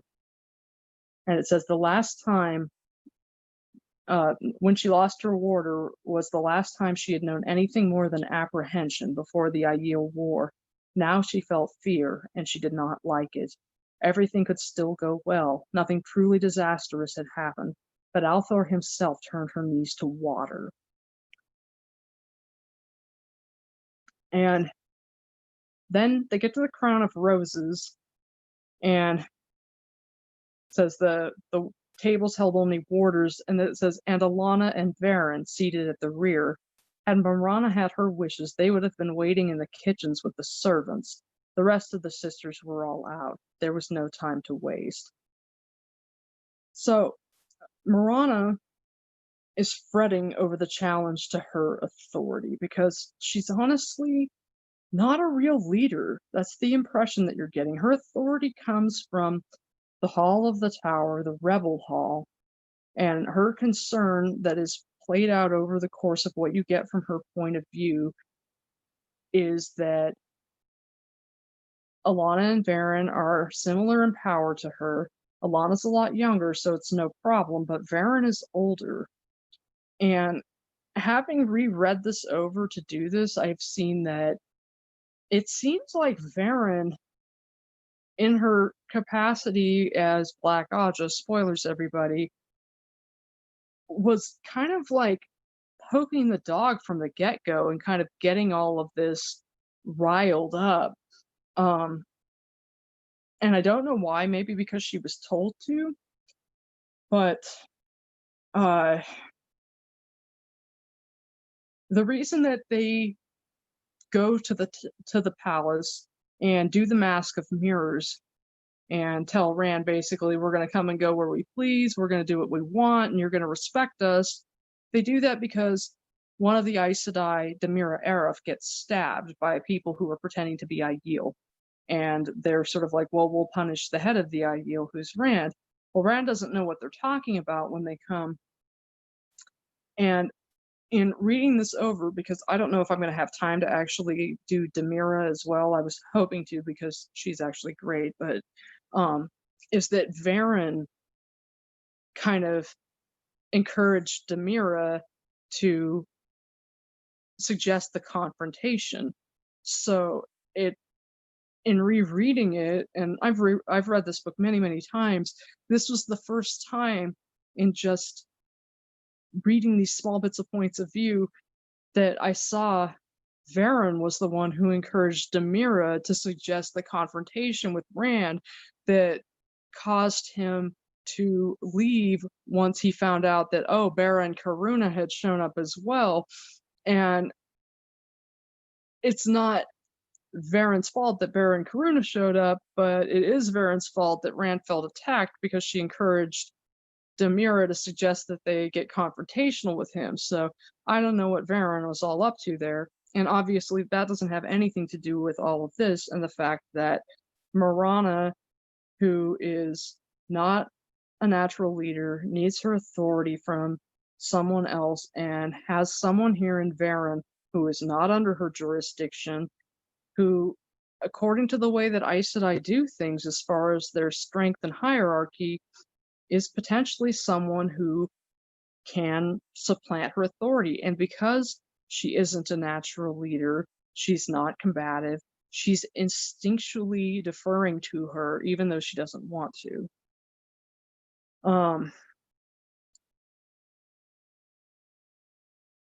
So she's disgusted. Marana's disgusted with Alana because she feels like Alana bonding Rand against his will was basically rape, and she wants to use that to hold Alana in place, and she also wants to like kind of paint Varen with the same brush, but she's not really capable. It's like it's too ingrained in her to kind of defer to Varen. Plus, Varen's weird, and it's hard like not to because you never know her game. And so Marana, who is just a little bit too passive, a little bit too uncertain of herself, she's afraid of Varen, and she wouldn't admit it to herself, but she is. And she's outraged by Rand because she's from Camelin. She's a loyal Andoran. It says here, she could see him still leaning forward in that monstrosity of a throne with the lion throne on exhibit behind him and a carved piece of spear in his fist. No doubt an Aiel custom, that. So she's already set against Rand because she's Andoran and he's, a usurper. He's not where he's supposed to be. They want him out of Camelin because they want to bring Elaine and have her set up and get her installed as queen. She's furious with Alana.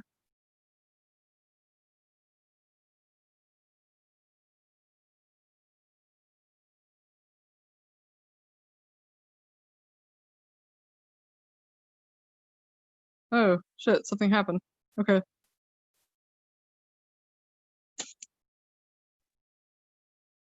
Hello?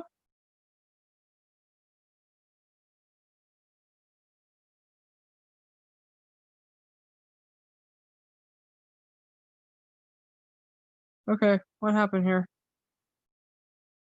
No, that wasn't what I wanted.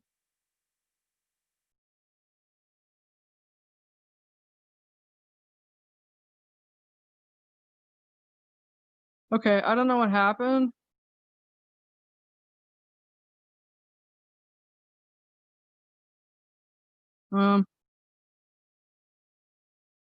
Okay, well, I hope I didn't like completely shut Seth out. Oops.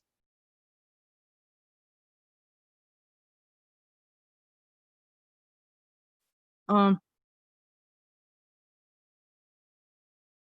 hope Seth comes back. I didn't mean to like totally kick him out. Come back, Seth.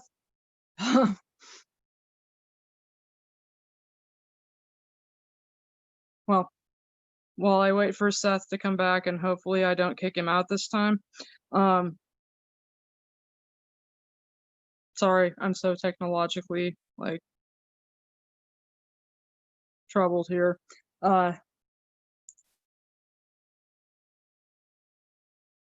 Anyway, what happened? Oh.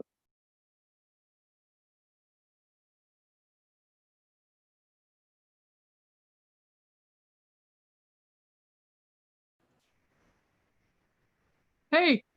Hey, sorry, I just joined early. That's You're doing fine. fine. You No, so I did not mean to interrupt you. So No, keep that's going. so cool. I'm like so like not technologically. I was afraid I was gonna hang up on you. So that's totally fine. How are you? I'm doing great. I'm Good. really enjoying this. Yeah. Oh well, I totally got derailed. Which Sorry is not about that. That's totally my that's fault. not your fault. I was totally like,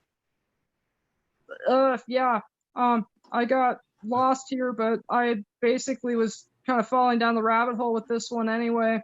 And I was gonna go off and switch to my last one, but yeah. What are you guys gonna do, or what are you doing?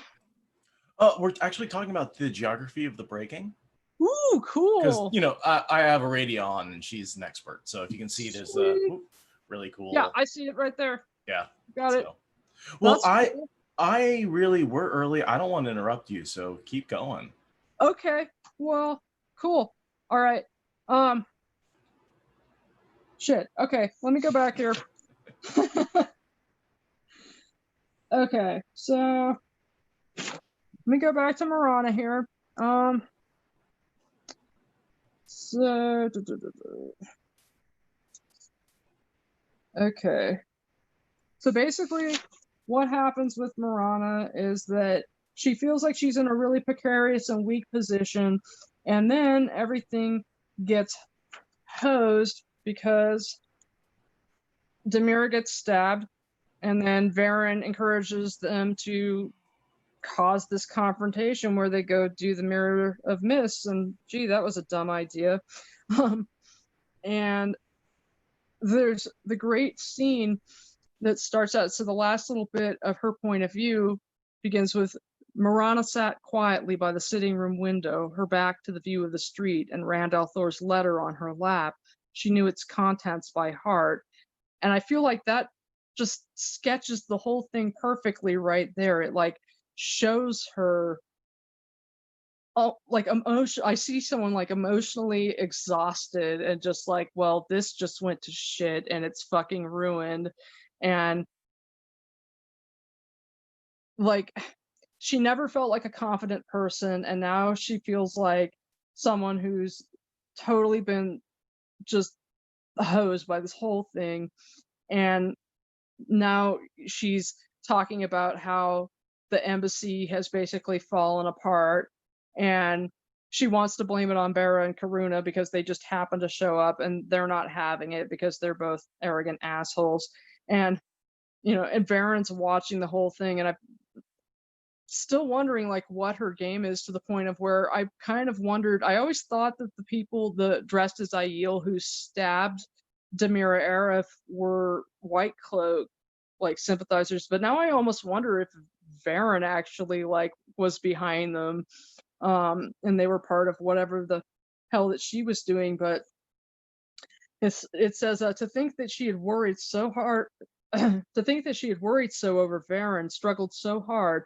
Varen had hardly touched her own plans really, except for guiding Demira into suggesting today's unfortunate confrontation. It had been done quite skillfully. Marana did not believe anyone but a Grey would have noticed. Evil. Varen is wicked. But yeah, so she gets to the point where she tries to like get everything together, and Karuna's basically like, shut up and sit down. And then she has the meltdown where she is like, don't you fucking idiots understand? We need him more than he needs us. And they're like, you need to go sit down and calm yourself. And I really like how he does her too.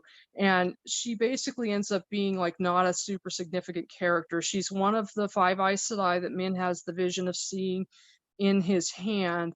And Rand ends up like returning her authority to her after all of the Aes Sedai are sort of like, no, she's the weak dog in the pack.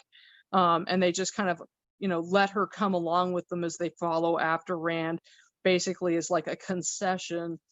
And then Rand is sort of like, well, Marana was supposed to be in charge, so she's in charge, and everybody's like, But I really like her character too, and I feel like Jordan fleshed her out wonderfully in very little time, and it's really great. And so yeah, that's just another one of those small bits of points of view that he does where he made a real full fleshed out character, and it's awesome. So anyway, I don't know when you guys are supposed to start. Do you know, Seth? I can't hear you. Do you hear me? Yeah. Okay. There we go. I muted my mic, so I wasn't going to interrupt you. You've got 10 more minutes. Yeah. Right. So yeah, keep going, Nick. And then I'll keep going. I'll do my last one here. Then my last one is going to be the lady who got stabbed. I'm going to do Demira Arif, who in some ways is my favorite of all of these because she is so utterly insignificant. Okay, admit Aradia. We'll let her come in. She coming? I don't know where she went. My last one here. Okay. All right. So My last one is. wait. Okay. So one of the things that I think is so great about Demira is the fact that she is so utterly insignificant beyond the fact that she just happens to be the one who got stabbed.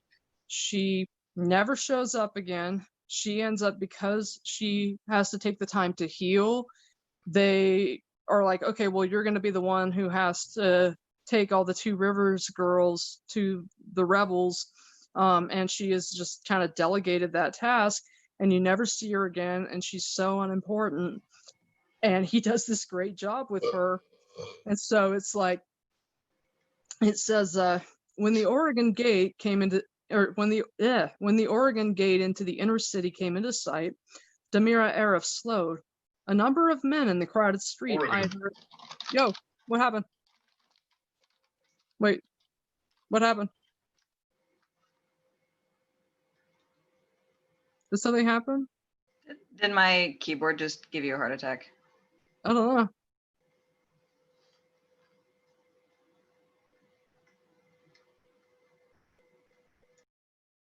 It's all good? Everything's great. Okay, cool. Okay. So it says, a number of men in the crowded street eyed her admiringly as they squeezed past, and for perhaps the 1000th time she made a note to stop wearing dresses from her native era domain, and for the 1000th time promptly forgot it. Dresses were hardly important. She had been having the same 6th duplicated for years, and if a man who did not realize she was Aes Sedai became too impudent, it was always a simple matter to let him know who he was being saucy to. That got them out of her hair quickly enough, usually as fast as they could run. So she's practical. She's another one of those Browns who isn't super spacey. She just wears the dresses of her native land because that's what she knows, and she doesn't really give a shit.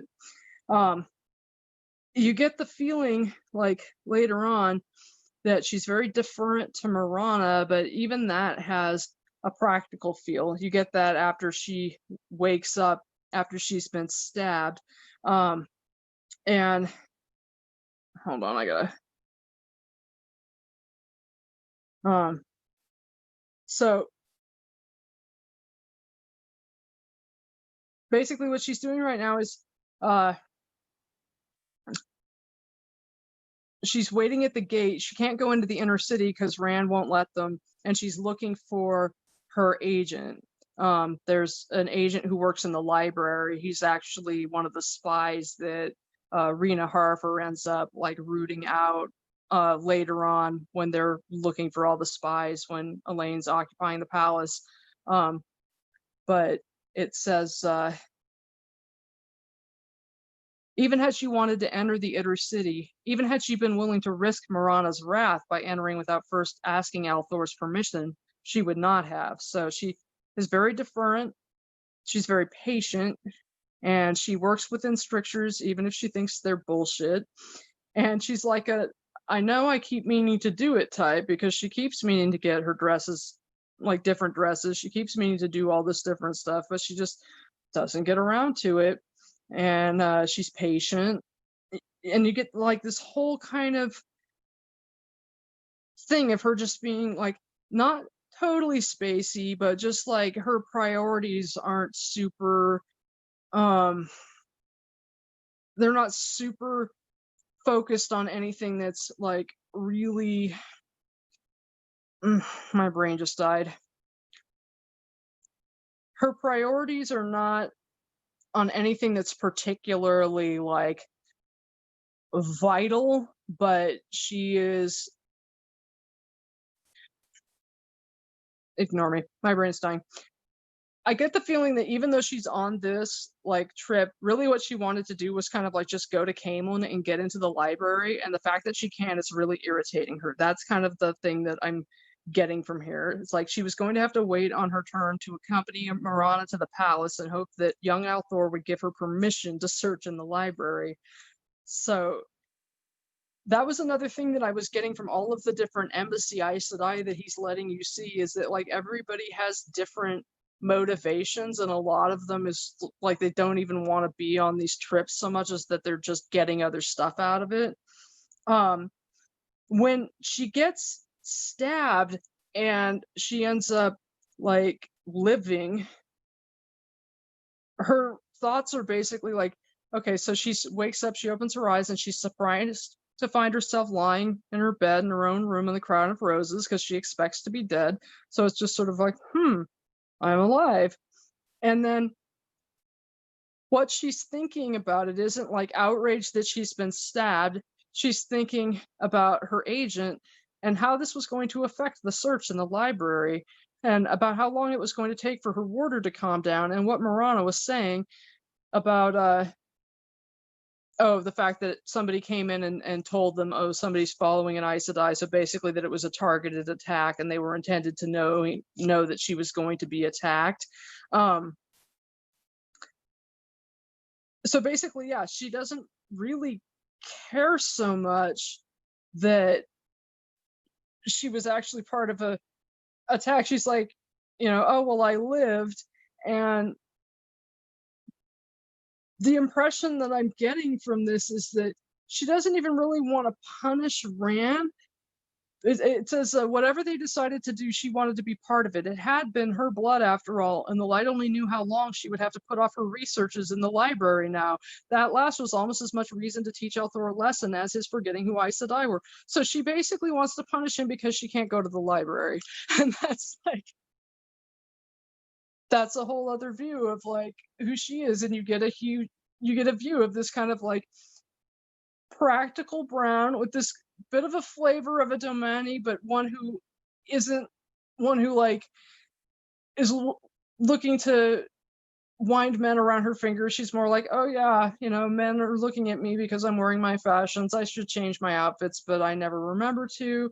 And I really want to get to the library, and I've been stabbed, and this totally put a kink in my plans, and I'm really annoyed about it. And that's really why I want to like have a confrontation and throw down. I don't even care that I got stabbed. So yeah, I really enjoy reading all those little bits of point of view, and I think they're awesome.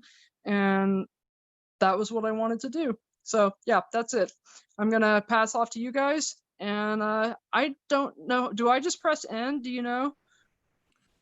So you're gonna want to pass the showrunner onto me. So if you right click my name, I know you're on your phone, so I know that's I'm not sure how. Yeah. Okay. So I don't know how to right click, but okay. Here's more.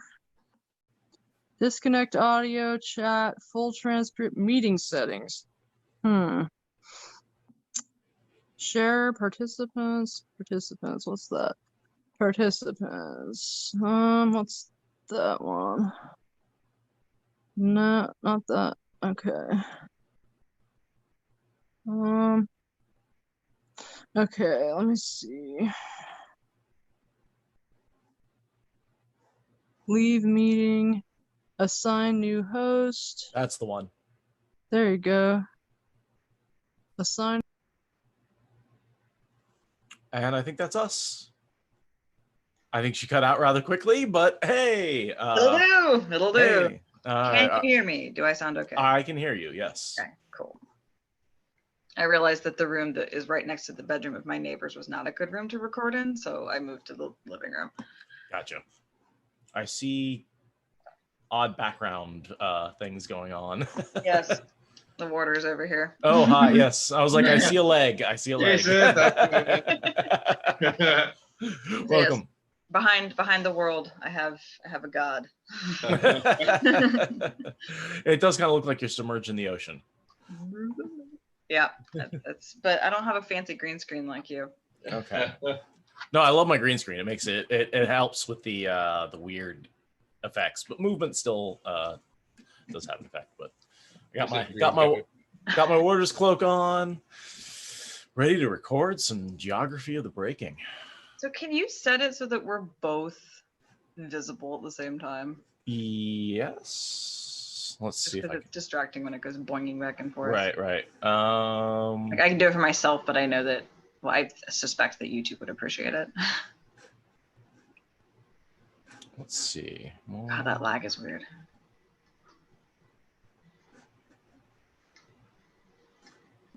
If anyone has any idea how to do a double stream, I would appreciate it. Is there no? Can you put it on gallery view? View.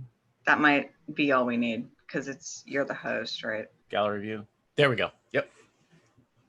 Well, I now fixed it. And now to see if it goes out to YouTube. Oh, it's like a 30-second delay on YouTube. Yeah. So it's a weird. I'm trying not to look at YouTube because it's very distracting with that time delay. For sure. I just want to see that it's good. So yeah, hi everyone. It's 3 a.m. local time. Some of you on the East Coast may be waking up early for 6 a.m., but for those of us on the West Coast, yeah, it is 3 a.m. Absolutely a fun late night. I think we both got a little bit of sleep and then woke back up for this. I pretty much didn't sleep. I sort of like laid on the couch while the warder made pizza, and that was technically sleep. Technically, but not really.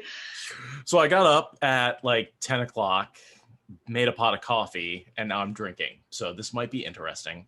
Oh yeah. So yeah, I finished the beer and needed to drink water and eat pizza to overcome the beer, but now it's time for a little bit of vodka. Just tiny bit. So do we want to start off by, I just want to say thank you to tWoTcast for organizing this. This is fucking amazing. I've been watching most of the day other than the short nap I took. We saw White Tower take an absurd amount of shots. I saw Black Tower do some shaving. I missed all of that. There was some mustache shaving that went on when they hit a certain thing. And the reason they did that is because people were donating. And so go donate right now. If you support us on Patreon, skip the Patreon month and go donate to this charity. Cyberbullying is such a ongoing problem for so many podcasts. And we've created, I do feel like Wheel of Time has created a space on the internet that is so much better than so many other online communities that, what we would need to do is spread that to other communities. And so let's take what we've got now and fund anti-cyberbullying. I have no real experience with cyberbullying, but I've mostly avoided most of the internet because that was out there. And then 3 years ago, I found this cool podcast and got convinced to join Discord. And now I have this little community of internet people that are really awesome. And I'm like, well, the internet's great. There's amazing people, wonderful people out there. And that's because of Wheel of Time. It's the Wheel of Time community that's making that happen. So, go support the charity and do cool things and spread the gospel of Wheel of Time. Have you heard of our Lord and Savior, the Dragon Reborn? Do you have the URL available? Let's see. I've got it right here. Go to www.justgiving.com/fundraising/the Wheel of Time. Show them how awesome we are. Go donate. And, let's see if Lot Spoilers can maybe top some of the other podcasts. Even though we're really late at night, let's see if we can give a little bit more than some of these other, okay podcasts. Yeah. I mean, we are here representing the land of madmen time zones right now. Totally. So, we should get some love just for being awake for the Australians. So our goal tonight was to talk about geography. Do we want to get into that? Okay, so the spiel for that starts with my shirt, SpoilerCon 2019. In an age yet to come, an age long past, a bunch of nerds gathered in Portland back in a time when it was okay to touch people that you did not live with. Oh, I miss those days. It was days. But we all got together, and part of that event was doing a D&D game that was set at the beginning of the War of Power. So me and the Brown Aja in the Discord server, we put together every single fact we could find from the Big White Book of Bad Art and from the Companion. And we reconstructed what we could of the world at the time of the beginning of the War of Power. So that's the 100-year collapse since the drilling right? That was something that surprised me and a lot of us, was that there's actually 100 years between the drilling and the beginning of the war, and then the war is like 10 years. And then the breaking is like another however many years. But we just went up to the beginning of that. So then there's a whole bunch of stuff that we didn't know, like where is anything, because the breaking changed the world really dramatically and ran all this geography insanity, right? So it happens that me and another tWoT spoilers fan, Malkier Tendencies, were actually physically attending the same university at the time. So we got together and talked for like 3 hours at the library about natural science things, and sort of speculated, how did the boar come to, or how did the blasted lands come to exist? How did Shale Ghoul come to exist? How did it go from an island in a cool sea to the middle of a landmass in the north? We kind of thought about that. Well, and you two have some credentials too. You've got some geology background. He's got some natural history background. He actually had a geology undergrad too. Oh, I didn't know that. Okay. Yeah, he was in school for his PhD in forestry, but he had his undergrad in geology. I was in the process of getting my undergrad in geology. So we went off, created several dozen pages with labeled figures and et cetera, et cetera. You sent me the simplified document, and it's only 5 pages.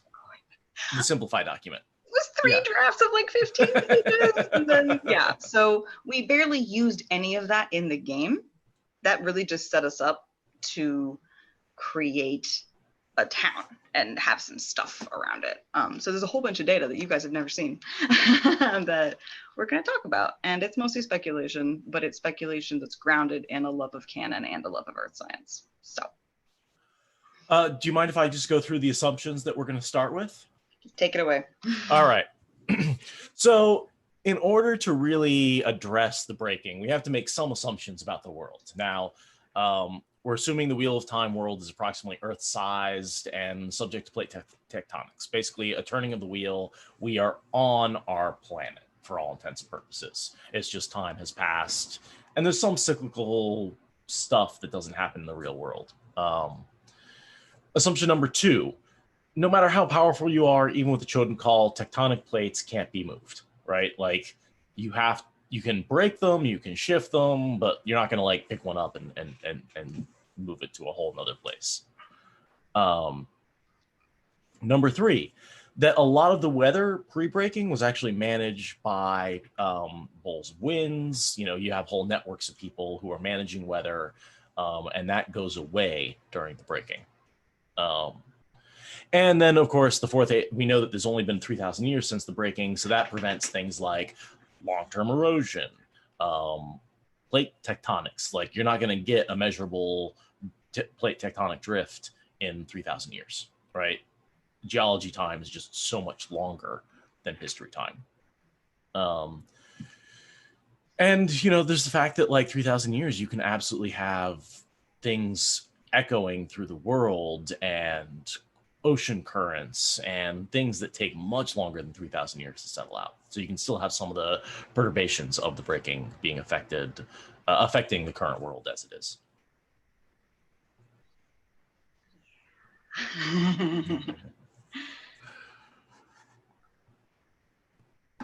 That was one of the things Neil and I argued about, was the speed of glaciations. Did that go through the breaking or not? How quickly? Yeah, and then the other question is, like, if you have channelers in populated areas, are you going to have more damage in the populated areas than in the unpopulated areas? Are you going to have more because, like, ice caps, there's probably not a lot of channelers living in the ice caps. Right, but if you had, I don't know, channelers living in like the alpine regions of a nice peninsula near a warm ocean who suddenly decided to create a cold environment, you could end up with mountain ice caps or something. Sure. That was definitely something that I'm sorry, Malkier Tendencies, if you watch this, I'm just deciding that you're wrong about how this executive plays decision. out. Yeah, I'm sorry. No. You're wrong. I let it for the game, but I figured in the breaking I figured that time got wibbly wobbly during the breaking. Oh, that's interesting. I figured that a pocket here maybe had 5,000 years while this pocket had 5 months or something anything like that. We don't have any mechanics for that in the series, but I was going to say, because I mean, we see time get wibbly wobbly with the dark one out, but during the breaking, he's sealed away. I would imagine that time is still pretty. Well, no, because the bore is open for the collapse. Sure, but the breaking doesn't start until after he's sealed away. Right. There's a whole lot of taint in the world at that point. Yes. And there's a whole lot of Terra Ungreal that we don't know how they work, and there's circles. So, that's true. Yeah. And with Balefire, because that was kind of a central plot of. That's a good point. Right? Yeah. We don't talk about how much, we talk about insane channelers lifting things up and breaking worlds and changing geography. But like, if you're Balefiring cities and like removing whole like mountainsides with Balefire, like that could really alter geography and cause, gravity shifts or like pressure differentiation that causes uprising of okay, headcanon, maybe the shelf that separates Shara from the waste was caused by Balefiring a piece of land, which caused a lack of mass and caused part of the land to rise up because it didn't have the pressure pushing it back down again. I like it. There's a lot of mechanisms for major changes. Yeah. Just break physics and then run with it. It's fine. Well, and the same thing, we talk a lot about there's a lot of sea changes, right? The oceans change. And if you have water draining from a space, well, the water, it's like if you drain a pool, it'll pop, right? It can pop out of the ground because the pressure of the water is what's holding the earth down. I never thought about that would happen. So I can imagine like that continental shelf that separates the waste from Shara. Maybe if you had a drainage of water that caused a rise of the land. So that was actually my thought about how the Aiel waste forms. So at the bottom of the waste, there's the waterless sands, the twoOL. Even the Aiel don't fuck with that shit. And so when Neil and I were, when Ogier and Tenses and I were thinking about this, I figured, what if it was like a little inland sea, well, a medium size inland sea, and then for some reason, isostatic rebound pushes the ground up, changes the tilt, blah, blah, blah. You have the whole thing drain out at once, and you have this massive sediment wash going out, and then where the, speed of the water changed and a whole bunch of sediment dropped out, that's the tWoT. It's hundreds and hundreds of meters of unconsolidated ocean sediment that it's like, waterless sands. The water will fall right through it. There is nothing to be done. And then up in the waste, you have all this amazing oceanic topography and interesting things that are fairly stripped of sediment because of this Missoula style flood. Yeah, I was recently watching a video about how the Strait of Gibraltar closed up in the Mediterranean at one point during history. And that actually caused, I think called it a salinity crisis, where essentially the Mediterranean evaporated. Yeah. And what was left was just salt flats because it was a saltwater bay. And then, of course, over time, eventually the Straits of Gibraltar broke back open and you had a flood that took days or weeks to fill up that basin. And they talk about like they're able to measure the ocean level dropping as the oceans flooded into the Mediterranean. Wow. Like that's how significant that breach was and how quick it was. And I'm thinking something similar for the Aiel waste, that you have this just like, uprising of land, and the waste was an ocean. I mean, I headcanon the Aiel waste was ocean floor before the breaking. That's why it's desert. That's why it's salt flats, all that sort of stuff. Yeah, totally. I did not know that about the ocean levels changing with the refill of the Mediterranean. Like I knew about it drying up and filling up, but I never thought about the effect it had on the ocean levels. That's amazing. Yeah. I mean, just because basically once the Strait of Gibraltar was breached, the whole thing, it's like, right. Yeah. You have a breach and you have this massive flood, and the volume is sufficient to actually have an effect on the rest of the world's oceans. I wonder if that means that the Missoula floods changed the ocean levels too. What did the Missoula floods affect? So the Missoula floods it's a glacial Lake Missoula. It was a giant lake that covered most of Wyoming and Idaho, and it flooded out through the Columbia Gorge. Okay. And the Willamette Valley is full of sediment because it got hydrologically dammed at getting out of the gorge, and it literally backed up into the Willamette Valley and filled it up as a lake. That makes sense. And that happened 1350 some odd times during the last glacial maximum. But the amount of water involved stripped all of the topsoil from Montana and gave it to Oregon and Washington. So that's why we have so much great stuff here, and we have weird granite erratics that it's like there's no granite here, but it was rafted in on icebergs from the other side of the mountains. So that's why we have such an epic, like the coulees. If you go up to like the watchtower thing on the gorge, if you've ever been up there, you see the big notches in the gorge. Those are from various flood events that happened. Okay. But the amount of water, I'm thinking, was probably also would have impacted ocean levels, but the other direction, because inland water going out. Gotcha. Do you think that that's, the Mediterranean is huge, even a bit of an inland sea. Yeah. Maybe it had an effect, but maybe not as significant as. It had a really significant effect on the sediment load. Like you can't see the subduction trench out here because it's full of sediment from that, among other things. But yeah, you're right. The Mediterranean is really just, I'm going to go ahead and say a glacial lake. Probably didn't. Well, maybe, I'm sure it affected. Maybe collectively over the entire melting period of the glacial retreat, but I don't think one time. No, I'm going to take that back. I'm going to unheadcanon that. So back to the world of Wheel of Time and away from our world. Sorry. It's easy to get distracted. One of the things that we kind of assume is that the Wheel of Time probably has slightly higher ocean levels and maybe slightly less physical landmass. Is that sort of something you guys were coming to? It's more of an assumption than a real conclusion because I could not find a good map that compared them. But I do have just a side-by-side of Earth and the map behind me, and it seems like there's less available land, which means that there's more ocean happening. On the other hand, there's really robust large ice caps, which doesn't fit with there being higher ocean levels. So RJ was not a geographer. And you could have, on average, a lower elevation. And so even though there may be less water, more of the land could be underwater. And maybe there are fewer like deep sea gorges. So take some of the land that's above water and sort of fill in the holes, and you can create something that's a little smoother.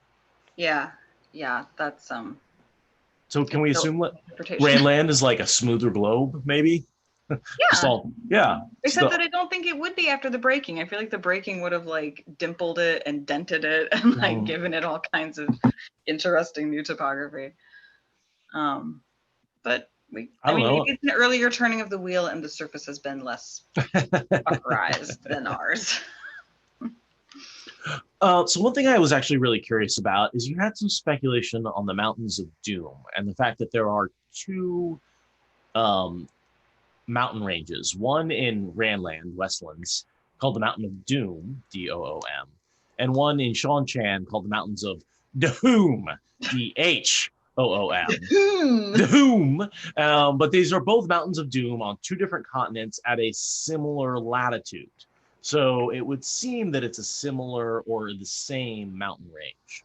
And I was curious, how you seem to say that it's actually kind of unlikely because it's such a large range. And I was curious, what your right. Sort of what your conclusions were with is it the same range? Is it a different range? Is it? Right. So according to an Atlas of Ice and Fire, which major shout outs to Adam Whitehead and the maps that he makes on Atlas of Ice and Fire. Oh my goodness. Anyhow, on that, he claims that it goes all the way around. So it's kind of almost like a crown on top of the planet. Okay. Which I find unlikely. And But those it's are the mountains that separate the blight from the rest of the world. Yeah. So that's the thing, is that it, magically speaking, it works if the whole top of the planet has been blasted in some way, and there's this little literal crown of mountains that just runs around the top of the planet. Like, that's super works given the nature of what lies beyond the mountains of doom or doom. So what you're saying is the Aes Sedai scalped the planet, just like a circular cut all around the top, kind of. We also don't know that it's at the top.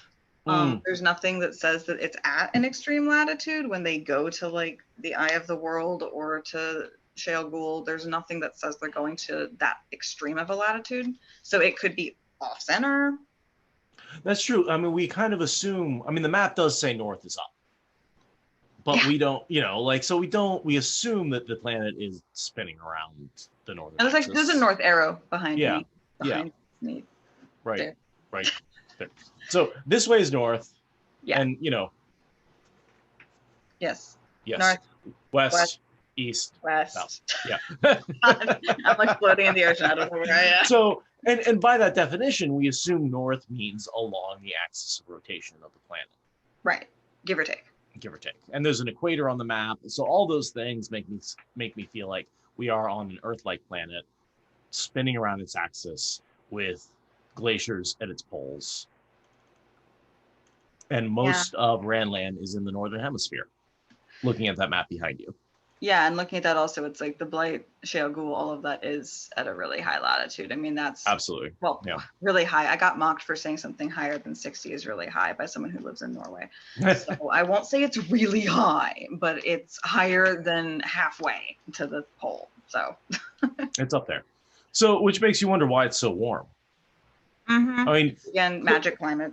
Magic, because the borderlands are cold, which we would expect from a northern climate. They have. I mean, I always think of like Shinar as like the Midwest, But so look at behind me.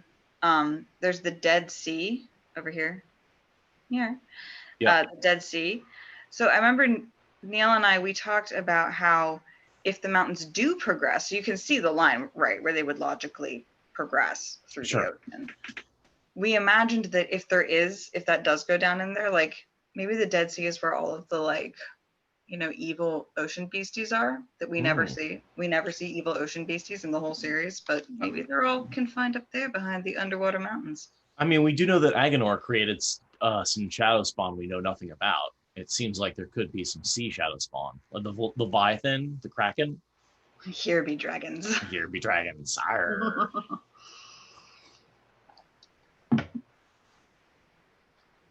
Yeah, so that one's a whole lot of speculation. But I'm just like, that's a lot of ocean to have a mountain range through, but magic. So that's sort of the crown of the world. What do you think about the origins of the spine of the world, which separates Randland from the Aiel Waste, and then the shelf that separates the waste from Shara? Like those are both those are north-south running. Longitude running mountain ranges, as opposed to the latitude running mountain ranges. Right. So that we imagined was probably like a rifting situation, like you find in the American Southwest or in East Africa, where the things are pulling apart and the blocks of the land, they literally like start to rotate a bit. Okay. So what causes that? Isostatic rebound, basically. Not rebound. Like why icebergs turn to maintain a certain side on top as they melt.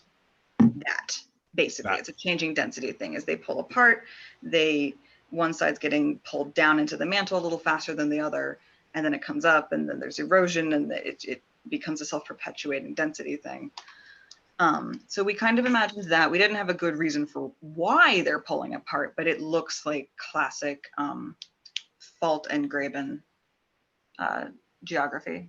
Continental drift. Something like that, yeah. Yeah. It's where it pulls apart instead of pushing together, basically. So you'll end up with mountains because the edges are kicking up, but land is actually thinning out. So like in East Africa, you have all that volcanism. It's because the earth is literally getting thinner there. Because that's funny, because I think of mountains as being much more of a collision issue where two things collide and that pushes one up. I don't think of mountains, you assume when things pull apart, you're going to form the valley.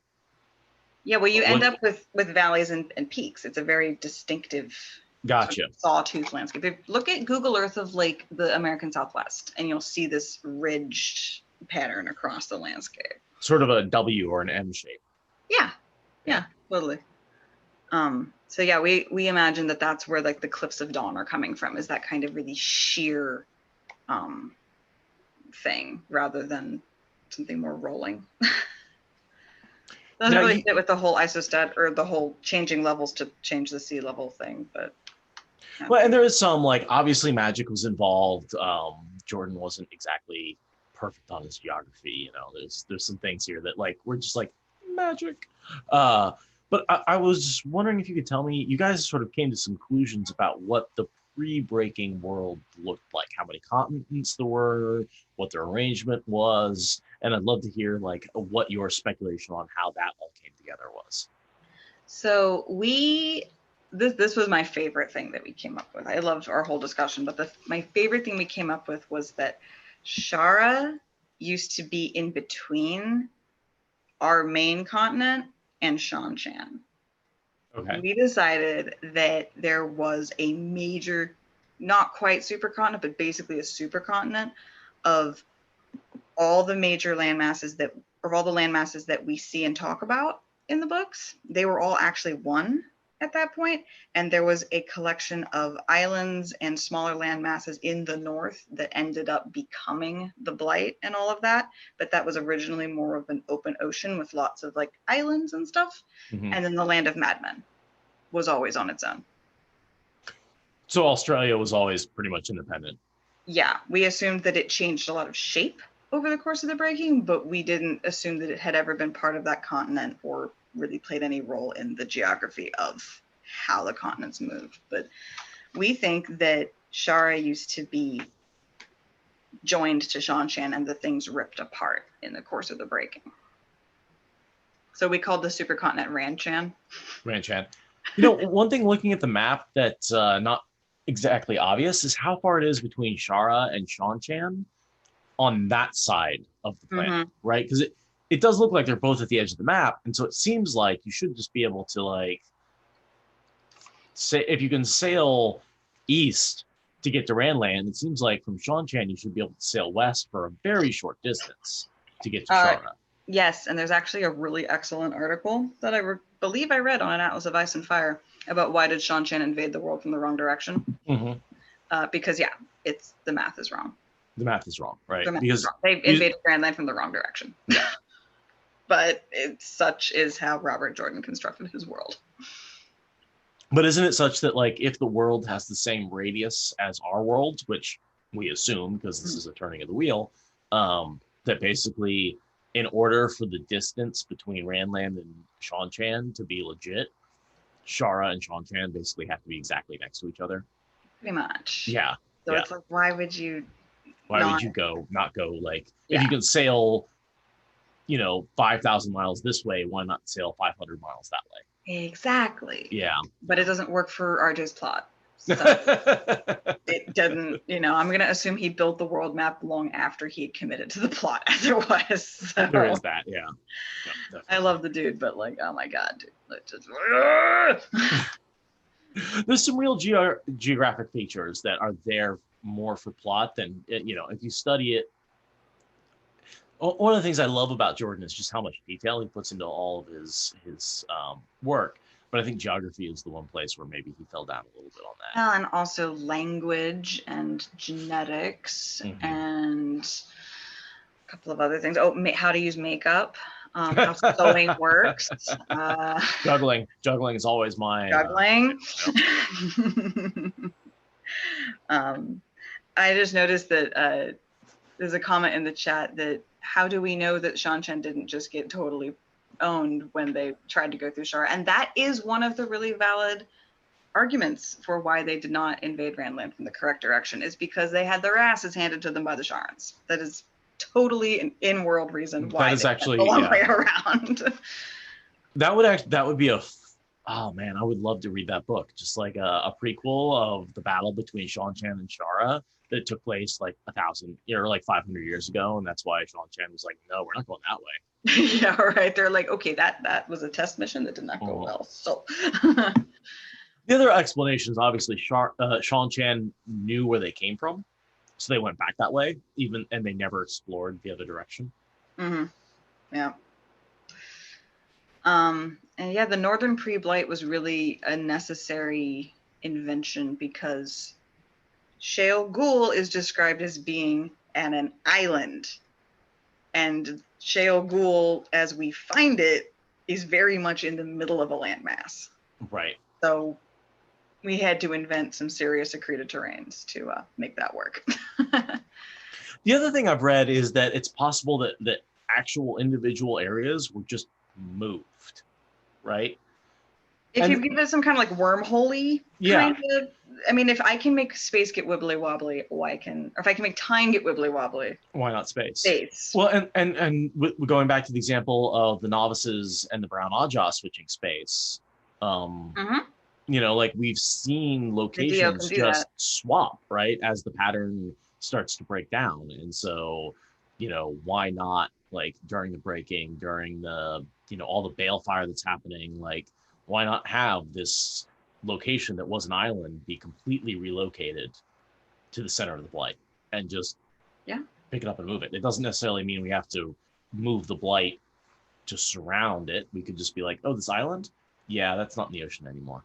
That's in the middle of this continent. Yeah, but that breaks the headcanon that I worked really hard on, so fuck that. What's your headcanon? That it was a bunch of little islands and stuff, and it all accreted, and your theory is a lot neater. I don't like it because I didn't invent it. Yeah, but your theory works with geography, and mine is a magic. Mine still involves time scales that are not proper. So fair enough. Yeah, well, you know, something's got to break. That's the reality of the breaking concept. And I do like it that the seat of the Dark One's power could kind of maybe choose where on the surface of the earth it was gonna be, you know. But it's also something that was really interesting, and that I broke the brown Aja trying to figure out is the boar the same location as Sheol Ghul is the same location as was the boar the same side as the drilling? Ah, yes, no. I broke the brown Aja. I think I also might have broken the black Aja. Yeah. I broke a lot of people trying to help me solve this question. And we did conclude finally, after much agonizing and tearing through books, that so the thing is that the thinning in the pattern that is the boar is where it was described as an idyllic rustic retreat. Yes. The place where the drilling happened was inside the premier research university of the entire world. Right. In Column Dawn, the floating globe. The floating Jerome over a giant city. That is not a rustic retreat. No. It's not. No. So the boar, literally, it does not happen where the boring happened. The non-spatial continuity of those things was very hard for us to come to terms with. But the thinness in the pattern that lets you sense where the Dark One is not the same place where Lanfear, not the same physical place where Lanfear drilled the boar. Exactly. RJ's quantum physics education is showing in his, like, no, they're not the same spot. Because I think we all assume they're the same spot. And no, it's an easy assumption to make, right? You'd think the thinness in the pattern would be where you drilled through the pattern, but it's not. Yeah, exactly. But it's not. And I mean, like the Forsaken say it repeatedly, like the boar is everywhere and nowhere. It's just Sheol Ghul is where you can feel it. Yep. And Sheol Ghul is not where the drilling happened. It's just my brain. Well, that's I always think of the drilling as you drill into the hub of the wheel, and it doesn't matter whether the wheel spins or not. It's always in the same place. Like, it's everywhere. It's always part of the wheel because it's at the hub, and the Dark One is at the hub of the wheel. I like it. And then no matter where you are on the wheel, the boar is there. It's everywhere. But there's this one geographic location where you can actually sense it. Why there's a one geographic location where you can sense it? I don't really know about that one. That seems to be a little...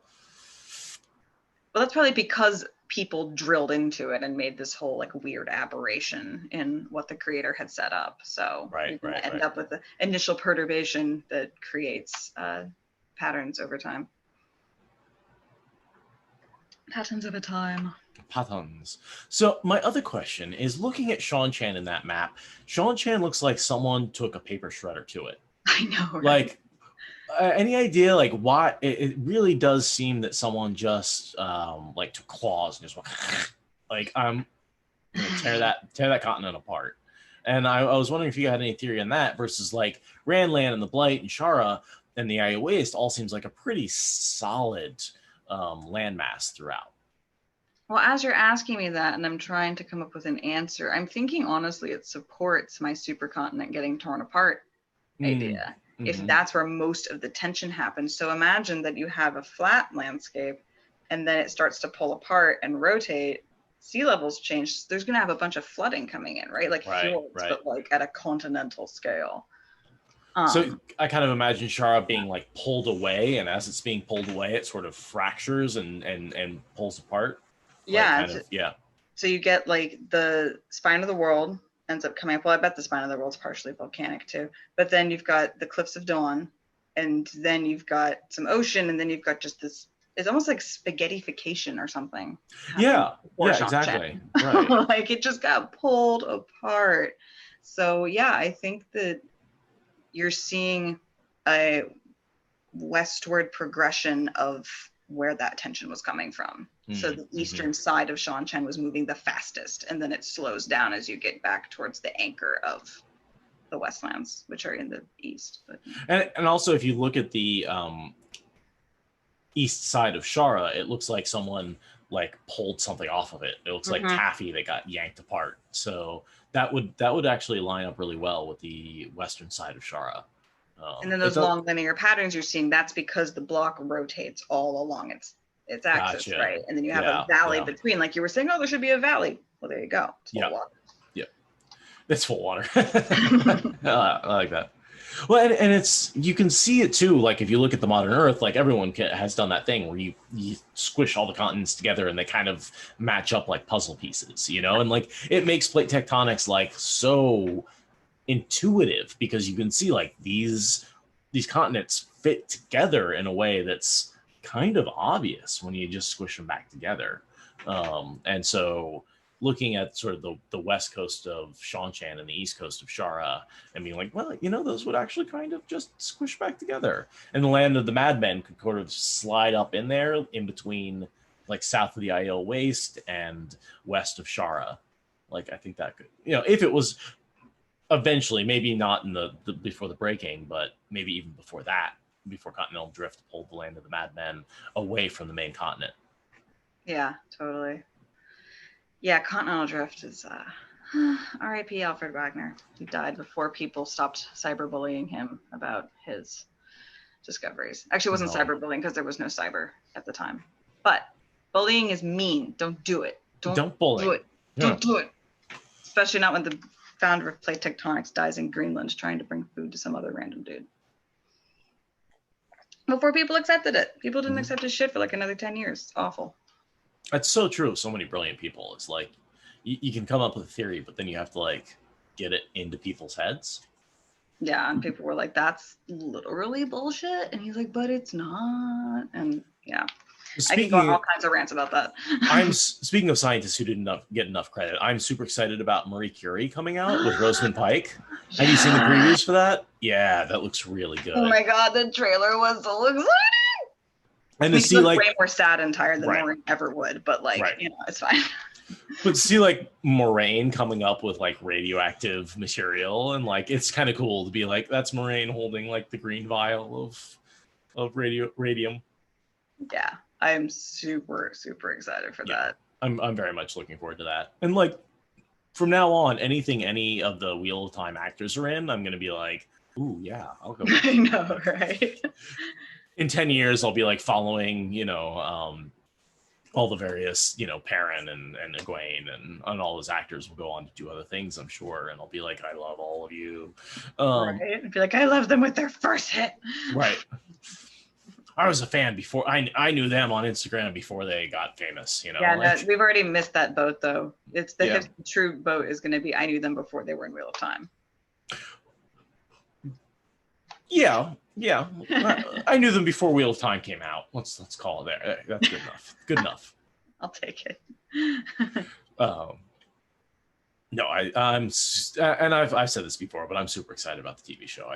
I think they're doing an amazing job. We'll find out when it finally comes out, but yeah. I am living for all the fan art that uses the actors.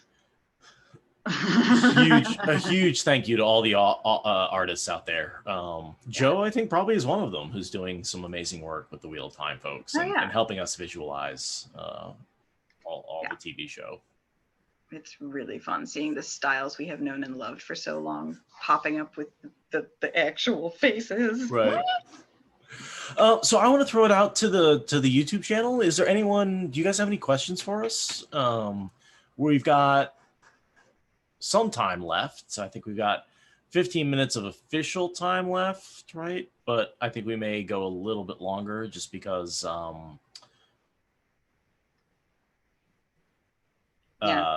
we have reasons to. Malkier's king he doesn't quite fill his whole time. So we've got a good amount of time left. So if there's any questions, we got 37 people watching, which is amazing for what, really? Yeah, for 4 a.m. We're really excited about the number of people who are participating. If you haven't already, go donate, please. And if not, yeah, go donate, guys. I don't know how much we were at before we started, so I can't do the whole checking it to see if it's improved, but just go be on the honor system and donate. We've done pretty decent. I want to say they were at they were at 34% last time that I was paying attention, but that was hours ago. I think we're at 39% now. So yeah, we've gotten a couple of good donations. There's a $50 one, a $20 one, and a couple of others that don't say how much because they're anonymous. But in total, we're nearly at $2,000 out of the 5,000 we're trying to raise. So good that's job, guys. Awesome. Yeah, congratulations, everybody. That's amazing. I'm seeing a question over here. Question. If I could draw the tectonic plates under the current map, what would that look like? Ooh, that's a good one. Really good question. I have no idea. They would roughly follow the lines of the continents the way they do on our planet, but the oceans would be interesting. So definitely Land of Madmen would have its own tectonic plate all to itself. I feel like you'd also have to kind of follow the mountain ranges for the edges of certain tectonic plates. Yeah, mountain ranges are usually give you clues. Probably I'd put Shara and Shanshan they've got a rift zone between them. Yeah. So, So I imagine there's like a collision of two plates, but in the Aerith Ocean. Right. So I'm looking at the Mountains of Mist. We agreed were mountains before anything happened. Like they have fish fossils in them and all of that stuff. Like the mountains were mountains already. So yeah, a collision zone along the Mountains of Mist edge from a long, long time ago would mean that there's got to be another. Yeah, something probably far out. Let me get my head out of the way. Probably far out, like almost all the way to the edge of the banner is probably about where that spreading center is, that edge of the tectonic plate. That's a really good question. I can't believe we never asked that of ourselves when we were doing that. I guess because it was way too much for good.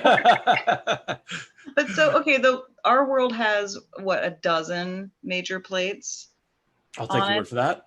So maybe say that there'd be like 8 on this one for simplicity's sake. I'd say, yeah, probably Shanshan has like a rift zone running right through the middle of it. Yeah, it seems like there's especially not a rift zone, a collision zone. There's a collision zone? Look in the southern part of Shanshan, the southwest part. I could totally see that being a collisional zone. What about in the northern part, that sort of west to east, south to north ocean? Do you think that could be maybe a rifting zone? Mm-hmm. So Yeah. you have maybe in the south you have a collision zone, but in the north you have a rifting. Yeah, I mean that would be the kind of nonsense the breaking would have given us, right? Because that doesn't make any sense at all, but it totally makes the map work. So, that's a good question. Okay, more questions.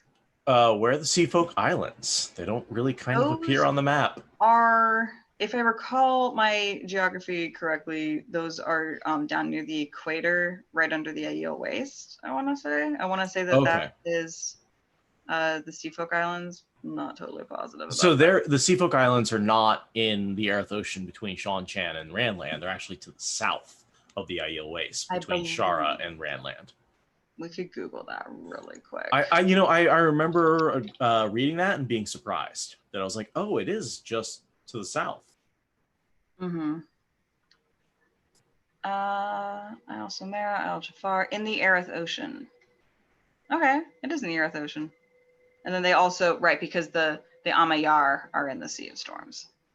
Oh, okay. Okay, yeah, that was what I was confused about. That's who they are.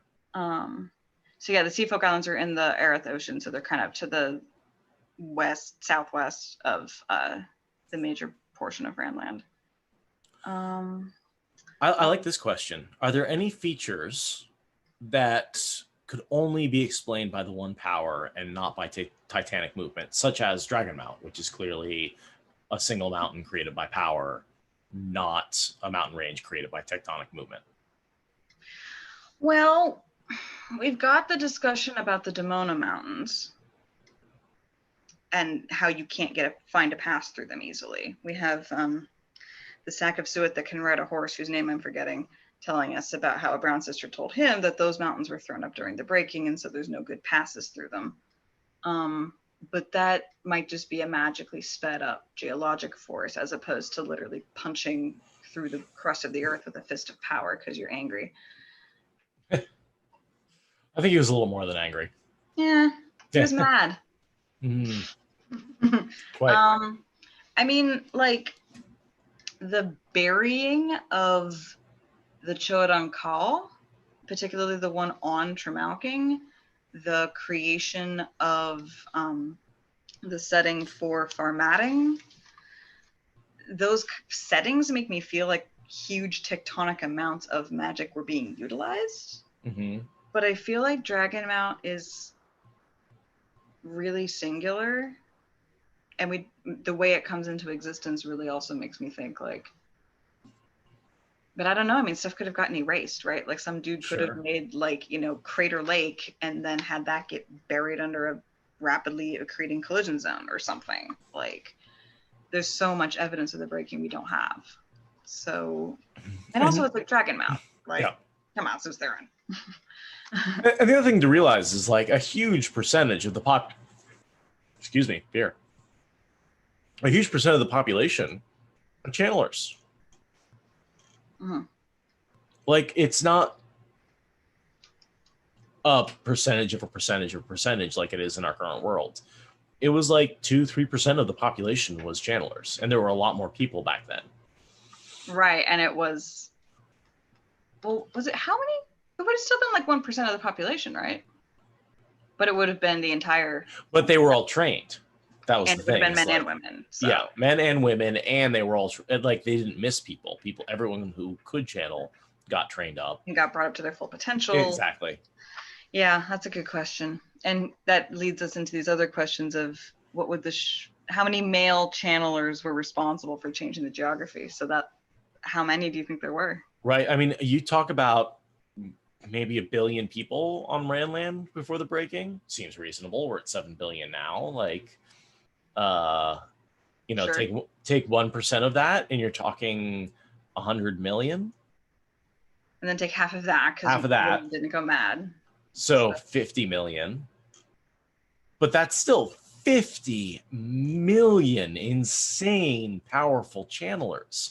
50 million nuclear warheads with madness and insanity. Right. Granted, they weren't all LTT strength, but still. No.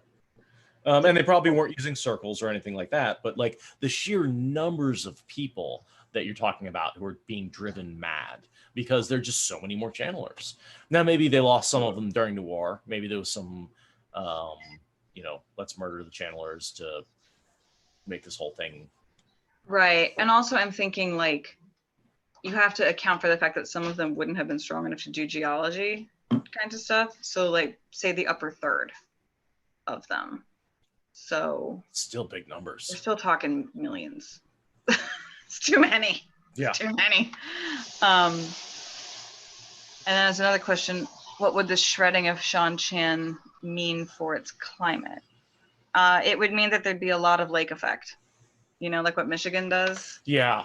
I was going to suggest that totally, because you have all these waterways running through the entire continent. And, one of the things I was curious is they all look like seawater to me. There doesn't look like a lot of freshwater lakes. It all looks like ocean inlets and stuff like that. Like it's all connected to the main ocean. I don't, one or two little lakes interior, but a lot of these are, as far as I can tell, inlets from the ocean that have, again, like the Mediterranean, that have sort of flooded what was inland land and become inland seas. Which also means it'd be a really temperate climate. You'd have all that oceanic water keeping things a little bit more. That's a good point. Yeah, and that probably explains why there's so many people on Shanchan. One, it's a huge landmass, and two, it would probably be fairly temperate and fairly, lots of water, lots of rain, lots of, there's probably not a lot of deserts or anything like that. It's being inside of a continent is a very hot, dry, extreme environment. Being on a coastline is a very temperate, chill environment. Did you look into trade winds at all and how they blow and how that affects climate over mountains? Okay. I did not think about that. I've become obsessed with climatology since we did that project. Right. But if you look at the continent, especially in the southern continent of Shanchan, there's a lot of mountains on the west coast. And so you can see maybe to the east of those mountains, you'd have some desert area. Yeah, some rain shadow effect. Yeah, some rain shadow in the interior, assuming that the winds are blowing west to east. I mean, that seems like a reasonable assumption. We can assume that this planet spins the same way ours does, for simplicity's sake. Sure. And so you're going to have Coriolis effects where you're going to have different trade winds in the north hemisphere and the southern hemisphere. Mm-hmm. Right. You'll have your hurricane force winds blowing in. We even get a couple mentions of that with the Samaros storms. We do get an idea that there's seasonal, like monsoon grade stuff in the Sea of Storms, which would make a lot of sense. Absolutely. Yeah, looking at where it's at on the planet, it's near the equator and on an ocean, and you're gonna get some raging weather there. Yeah. We call those hurricanes. Yeah. That's interesting. Like so thinking back to the Age of Legends, we know they had a lot of weather control. Mm-hmm. I assume they crushed hurricanes pretty effectively. That would be an interesting, they have a whole network of bowl of winds using standing weaves. Do you think they prevented hurricanes, prevented tornadoes, all that stuff was locked down in the Age of Legends? I mean, to borrow from Broken Earth, the goal should be redirection, not cessation. So I'm inclined to think that they would have understood that the natural system needs to discharge energy, right? Hurricanes are an expression of solar energy accumulating in water and in air and then meeting the wind and getting spun around. And that energy is still coming in. It has to go somewhere. It has to go somewhere. The sun can't just be, dimmed. So all that heat energy becomes kinetic energy. So I imagine that they would have directed the storms to uninhabited stretches of ocean, right? And been there's no one around for 3,000 miles in any direction because we have a supercontinent that has most of the land mass. So there's plenty of ocean to just let the storms work themselves out over there and use the terra Grial to just protect people. We imagined when we were doing this that the poles were kept cold, deserts were kept hot, and where people lived were kept comfortable. The system was kept in equilibrium, not everywhere being ideal at once. But nothing catastrophic ever. Right. So questions. Why is the waste so dry? Rain shadow. Yeah. Rain Shadow, both from the east and the west, because you got Shara. Yeah, I mean, if the wind would all be moving west across it because they're in the northern hemisphere, but the spine of the world is so tall. It's death zone tall. It's Himalaya tall. Because they talk about how you'd run out of breath and die trying to climb up. So it's definitely like Everest sort of height. Which, if you've ever looked at the how dry it is behind the Himalaya. Right. And I think also a big thing with the waste that you have to remember is that the rocks under it are aquifers. So the ground is really cracked and it's made of like sandstone and stuff. So the water falls down, doesn't stay on the surface. Right. So even if rain falls, it's not going to stick around and create plants and create a self-perpetuating weather system. So yes, we don't see rain, but also if rain fell, it almost certainly would go right on down into the underlying geology. Because I mean, we see Rand grab a big, beautiful lake of fresh water. Right, which is all underground. That's all. There's great just tapping an aquifer. Totally. And one thing I thought that was really interesting is that you were talking about how the mountains themselves, especially the spine of the world, they're new mountains, right? They're 3,000 years old. They haven't any time for erosion. So we're going to see jagged peaks, extreme walls. And that's why we have so few passes where it's like there's this one way to get through, because that is literally, these are new mountains. They haven't had any time to erode or have avalanches or any of that kind of stuff, which is where you can get some really odd formations, I feel like, that we wouldn't see in our natural world, because these things were popped up kind of all at once. Yeah, we have some pretty epic stuff here, but it's impossible to even imagine what things that have only had 3,000 years to fall apart look like. Here's a question. Do you think the steading moved with the land around them, or do you think they moved independently? Given the way that the Ogier lost them, I'm going to say that they were a little bit out of phase with the land around them. Yeah. Like, just the way that their book of translation and their dreams don't touch Dalaran Riyadh. Like, I don't think that they're... The way you can't channel in a steading. Yeah. Like, steading aren't really part of this world. And you can see, like, they'd be affected by the breaking, but maybe not the same way the rest of the world would be. Right. They're broken just on a different pattern or something. Like, their fabric got warped in a different way. Right. I like that. I like that question. That's a really good question. Yeah. I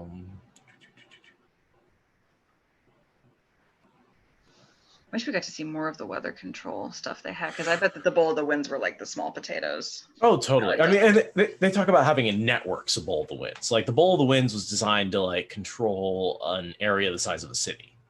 Yeah. And they're using it for continents. Yeah, and spoilers. Which, by the way, amazing how few spoilers we've actually touched on during this podcast. That's one of the awesome things about this topic is Right. it really just delves into deep canon. Right. Yeah, we don't have to deal with plot. We'll talk about the time that people died or whatever. Yeah.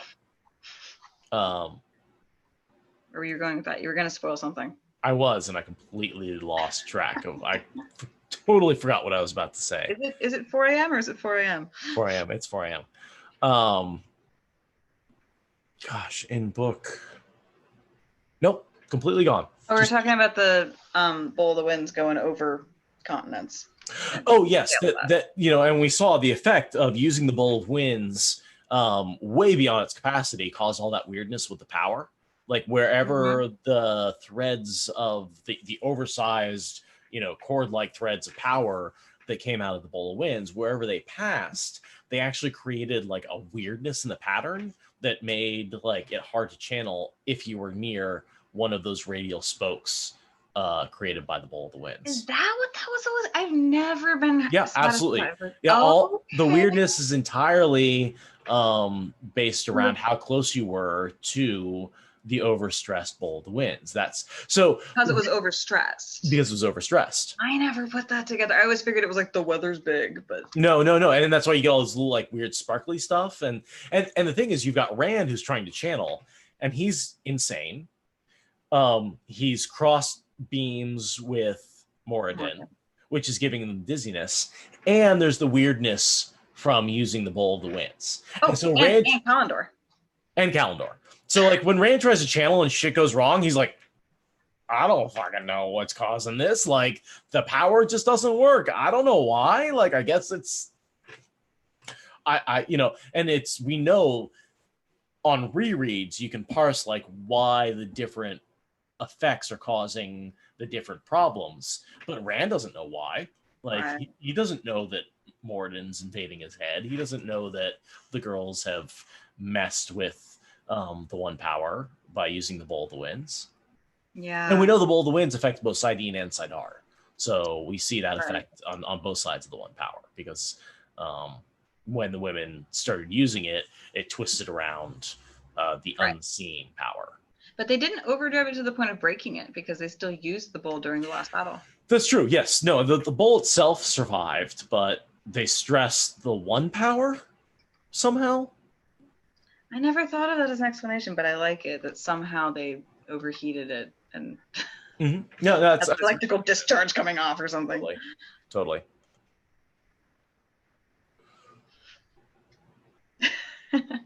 Someone's appreciating your Rand impression. No. Oh yeah. Oh right. There's also weirdness because of the unweaving explosion in that particular location. The Tron Chan were investigating that, and there was like weirdness there because of that too. So there's like 6 or 7 different reasons why the power isn't like working the way it's supposed to. It's Just like take a day and don't channel. Just let it rest. Is that enough for one day? I wonder if the power also was a little bit like that for some people after the cleansing. Just like, I need a minute to just like have some me time. Just be the one power. That was a big deal. That was a big deal. Okay, so we are going to keep going. This would normally be about the time we'd end, but we're going to go for another 20-ish minutes, I think, just because Malkier King, our Lan, is coming up next, and his segment is just a little bit shorter, so he gave us a little extra time to talk. Which we definitely didn't need, because we have such a hard time continuing to talk. No, I don't. I have nothing to say to you, honestly, and I never want to talk about the Wheel of Time. It's a boring subject that I have no interest in whatsoever. No. So how are we on our notes? Where is that window? I have so many windows. Come backward. That was not. Come forth. Buttons.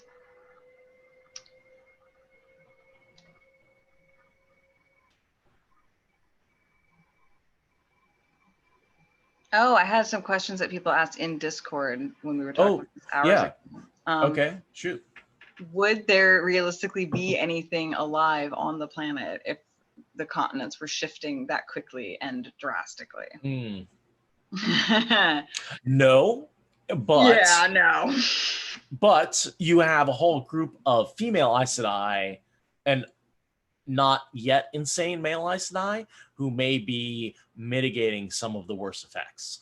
So where a rifting might happen locally, and then as the perturbations of that spread out, maybe someone's like, oh, I'm going to try and dampen those to prevent the earthquakes from destroying my city. So I can see where if you have unbridled men destroying the world, no one's going to survive that. But if you have unbridled men destroying the world, being dampened, controlled, and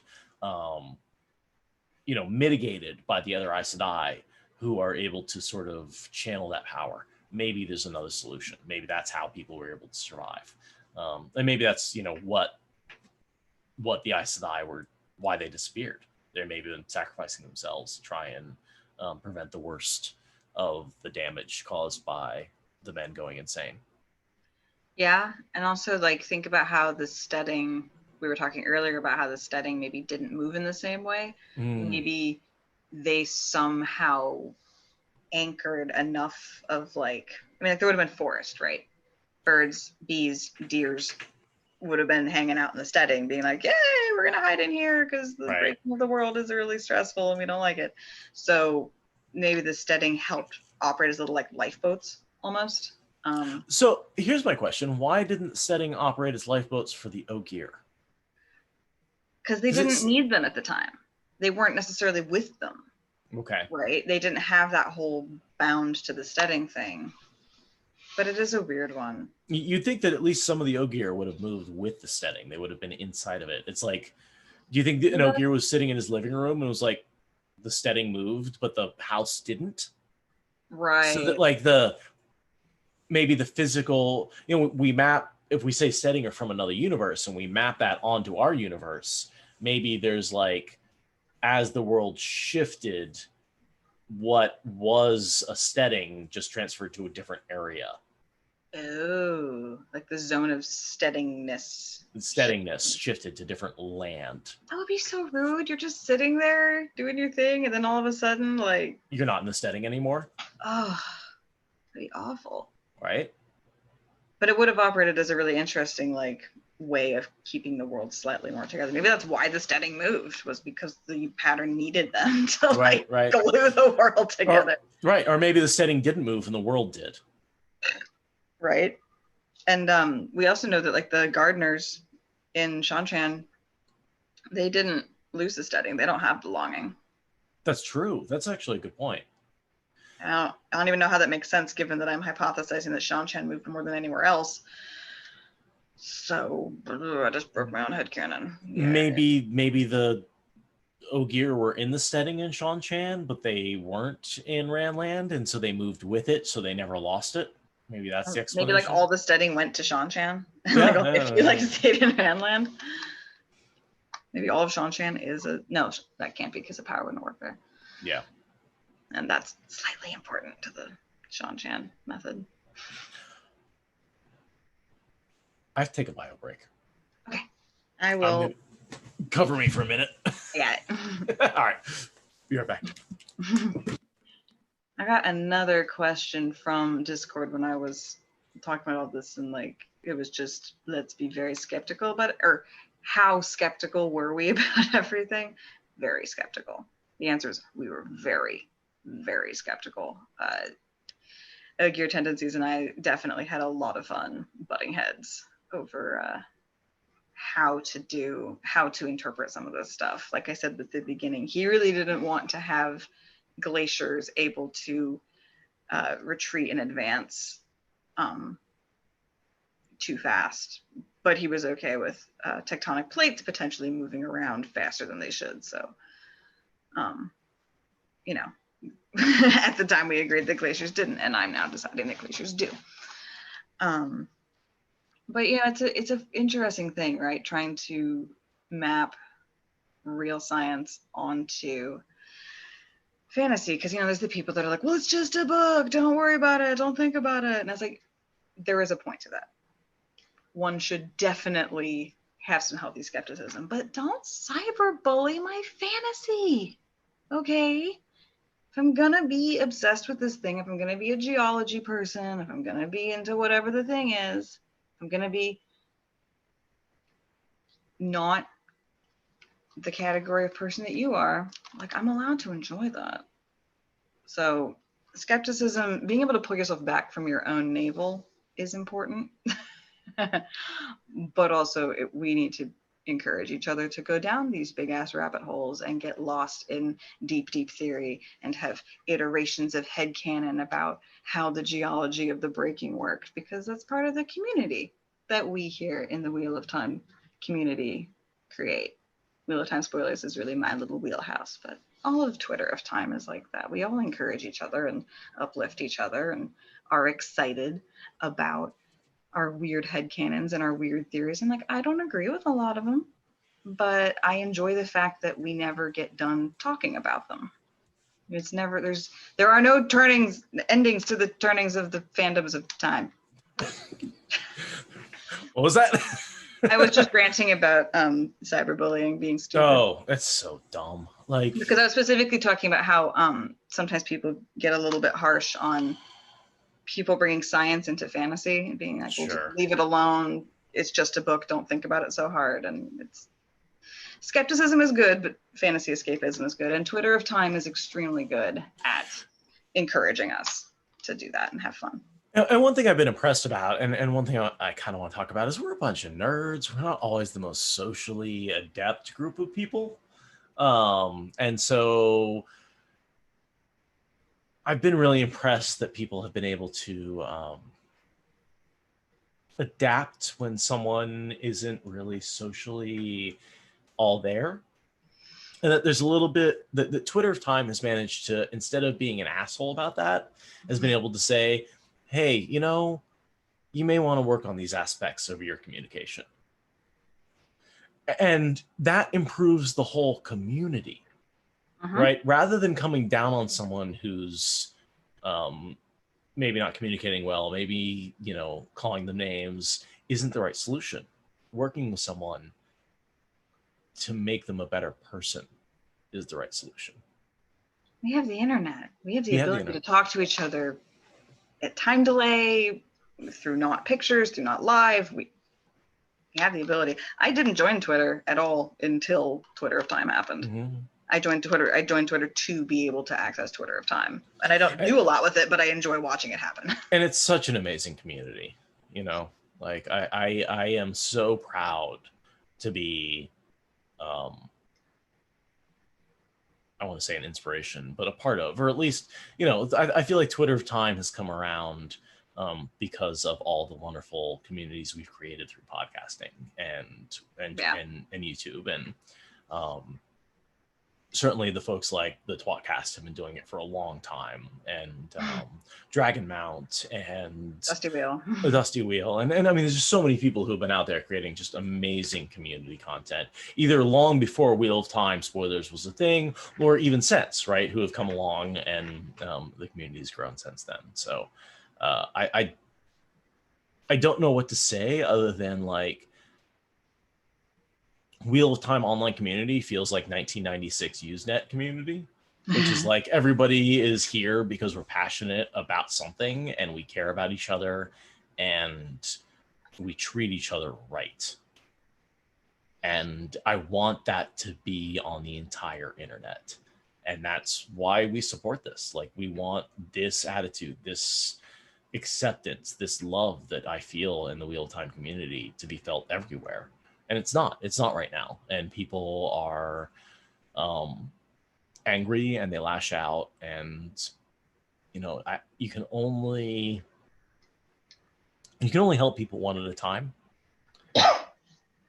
In my opinion, when someone's angry and lashing out and mean and cyberbullying, the solution is not necessarily to be angry at that person, but to reach out to them and say, you know, what's wrong with your life? Like, why are you acting this way? What loneliness and anger and despair has led you to lashing out at strangers on the internet?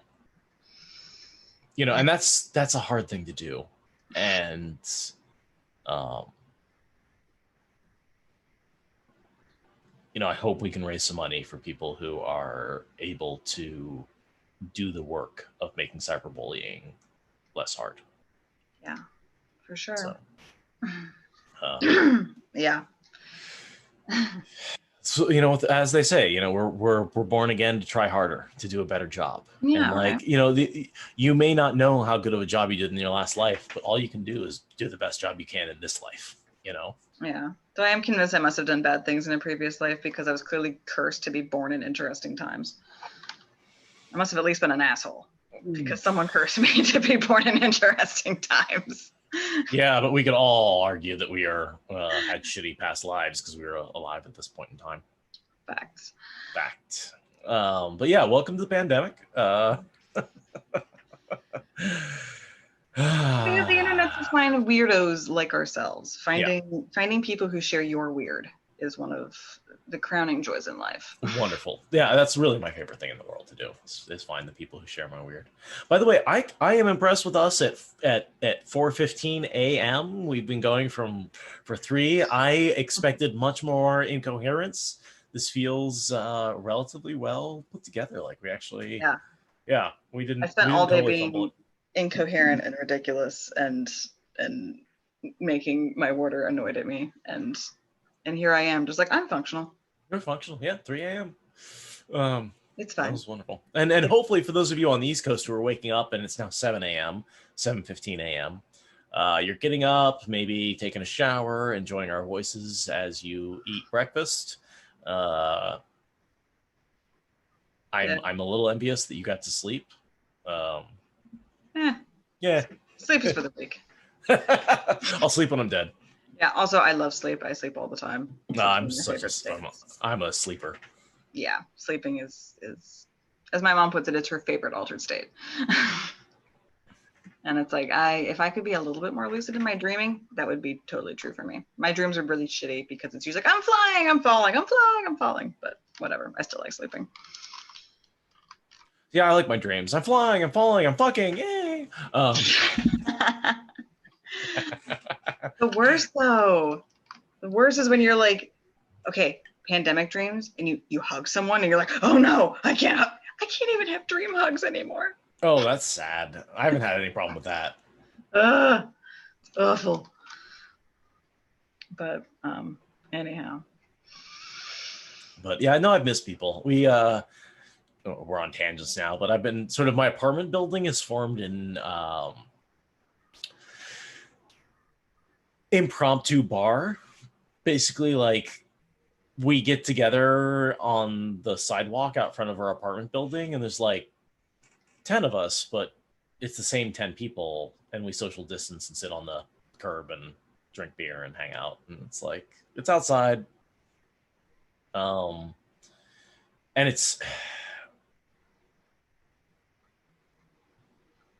we're also desperate to get just a little bit of social interaction. That we're trying to be sane, while at the same time not taking too many risks. Yeah. And it's hard. Where's that line? And everyone has a slightly different place where that line exists. Yeah, the corn bubbles. Yeah. Happening. Yeah. I'm going to get to go see my brother on Sunday, which is technically tomorrow. I'm going to go see him in one sleep. And then I will get to go see my brother, and actually we're gonna hug and roast a chicken. That's gonna be awesome. I actually signed up to play a drinking game with some folks in about 16 hours. So with that. Yeah, I'll try and sleep between then and now. But I am looking forward to having a good time. Well, we've got 2 minutes left. I'm not sure if Joe, I know Joe is going to step on here in a minute and get LAN going, but there may be a switch over with the YouTube channel, just because we are on a slightly different YouTube channel, and he's up and ready to go, and I think he's going to switch it back over to the original. Okay. Well, yeah. But whatever. Let me see technologically where we are. You go check with the technology, and I'll see if I almost called you guys Discord. Does YouTube have any more questions? You guys have any more questions, thoughts, quality control concerns? I don't know. Something. SpoilerCon, it's 2020 is going to be online. There's a newsletter. There's a registration. You should think about it. You should think about donating to this charity more. You should listen to all the podcasters that have been on this list, on this lineup, this 24-hour lineup of amazingness. You should definitely go listen to each and every single one, even if you're like me and you've listened to almost none of them, because you're a fairly low podcast listening person. We've got I gotta grab the Grey Warder, and we have to make sure her podcast is registered in iTunes, because I don't think she's connected it to iTunes. So that's no good. So it's actually kind of hard to find her podcasts, and they're amazing. So they are amazing because they're not going chronologically; they're going topically, and it's amazing. Yeah. Oh, I got a question from YouTube. Who would we cameo as in the show? That's an excellent question. I'm a librarian. I'd be a brown sister. I'd be librarian number 6. I'd love to see you as like Bane or Chiad. I am way too short. I'd have to be a Nyla. Physical properties aside. Bane or Chiad? I don't know why. They're like, you don't see them. Well, no, you see them in the Two Rivers. They're just so interestingly off from the rest of the IU because they like really don't see the whole Rand thing. And they show up and they're like, wait, Perrin's friend is the Kara Karn? What? Yeah, that seems very odd. They're like, wait, that's weird. But they do play very epically awesome roles in Yeah. the Emmons Field situation. So I could see that. But really being the little Aes Sedai that's always in the shadow of a scene with Varen, that's where I would hang out. Just to give that little context, if here's Varen as a Brown, I'd be one of the sisters supporting that, even if it's not going to be Mariah Doyle comedy. I wanted her to be Varen so bad. No, it was going to be Tinker, whatever. I wanted her to be Suan. I wanted her to be Suan too, but with young Suan's casting, I was like, well, that's not going to happen. So I wanted her to be Elida. And young Suan's casting is just a rumor. Hasn't been officially confirmed. Oh, well, this is how much I pay attention to the show.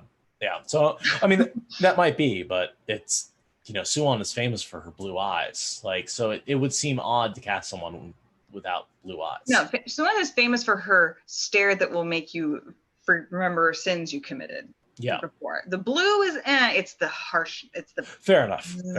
Which is what I thought MKD could do or MDK could do, but also Elida. I totally would have been happy with her as Elida.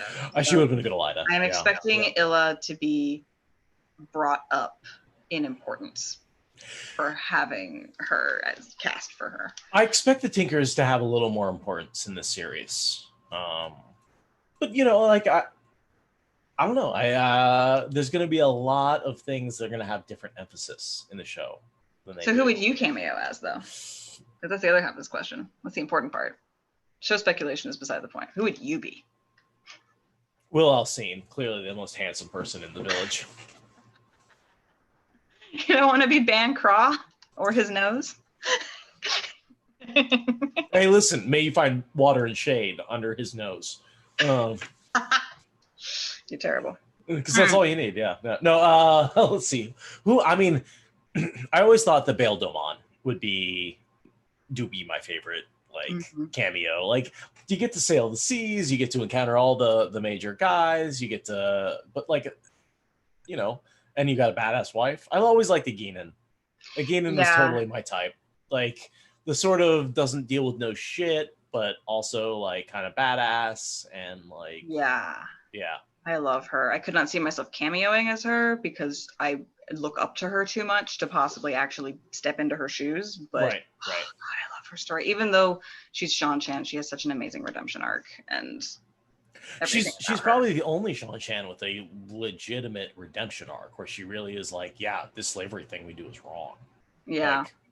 I think that Kylie could probably be brought around to it, but she just doesn't have the opportunity because she's only involved in the whole Perrin being a single-minded wolf boy. and tWoT is not always. I mean, she's so bound up in the power structure of her society that she never really gets that redemption. She still thinks Soldal need to be slaves. Her redemption arc is going to need another couple of chapters at least. It's just. That's what takes precedence. Talk about the Outrigger novels. Right? Yeah. I'm okay with the fact that tWoT didn't get redeemed because she has a lot to unpack and it's not going to happen on a battlefield for the fate of the world. So where are we at with this technological handy-offy doodly-haddly? Doodly-doodly? Honestly, I'm not sure. I will keep getting more and more punch drunk and trying to not say annoying, controversial things. Why not? That's what we're here for. Are we? Okay.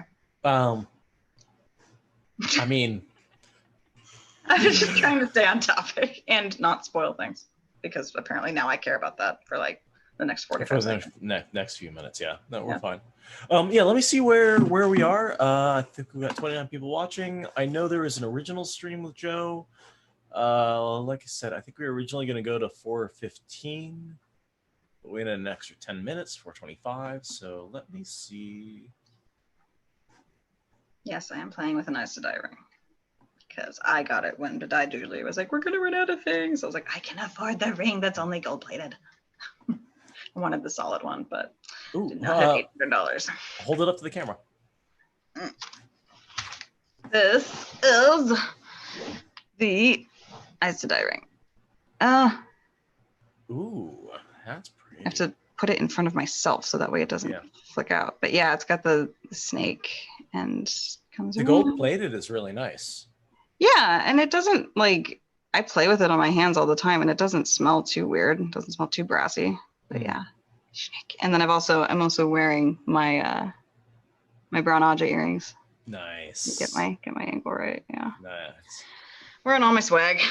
I also have the Ice to Die shirt, but I thought I would advertise for SpoilerCon because it's gonna be fun, guys. SpoilerCon online is gonna be fun. If you're coming to this, you're gonna really enjoy SpoilerCon online. It's gonna be, there's been so much work put into it by so many people that we've got some amazing guests on for that, don't we?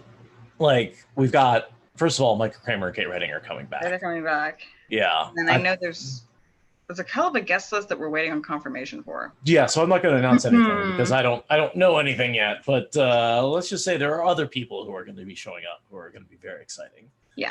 To talk to and listen to, and we're going to try and do this online thing. I've been working on my lighting. Unfortunately, I'm still fairly orange. Tomato shade. Yeah, a little tomato shade because I got a green screen back here, and unfortunately, the contrast between the green and the red of my face makes the red stand out a lot. So I got to work on the lighting so that I can do the green screen back here and not look like a tomato. Because right now I look like a tomato. Yeah. I swear I'm not actually this red in real life. It's just promise, guys. He's not. Yeah, it's promise. It's the fact that the green is being compensated for by the camera, which is seeing a lot of green behind me and making my face look very red. But we got trivia. I know we have trivia. If any of you guys trivia is going to be amazing. Yeah. Oh my God. DT's trivia whole thing is crazy good. Yeah.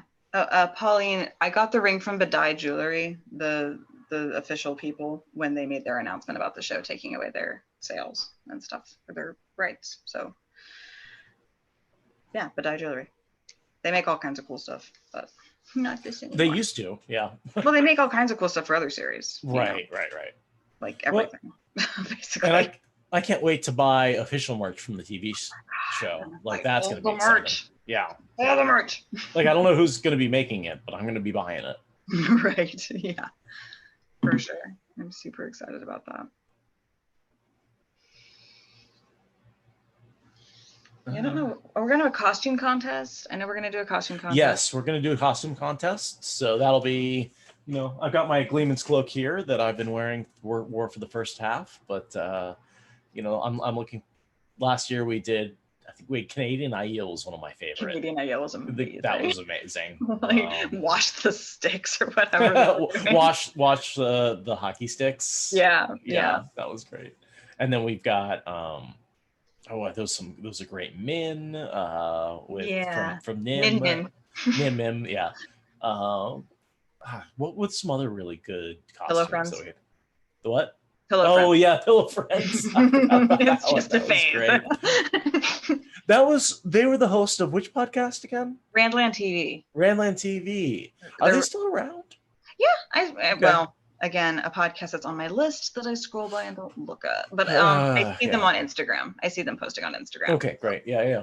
And that their whole shtick was about looking at how the books will be adapted to the show. That's kind of their unique angle is specifically, let's talk about how the show might get put together now that we know what's happening and it's worth speculating on. Right. No, and the expertise you got to have around the show is probably top notch at that point. Right. Yeah. Okay, so we are past our time. We are significantly past our time. So let me see what's going on with the stream and to see maybe did they switch back to the original stream and are going without us? That would be awkward.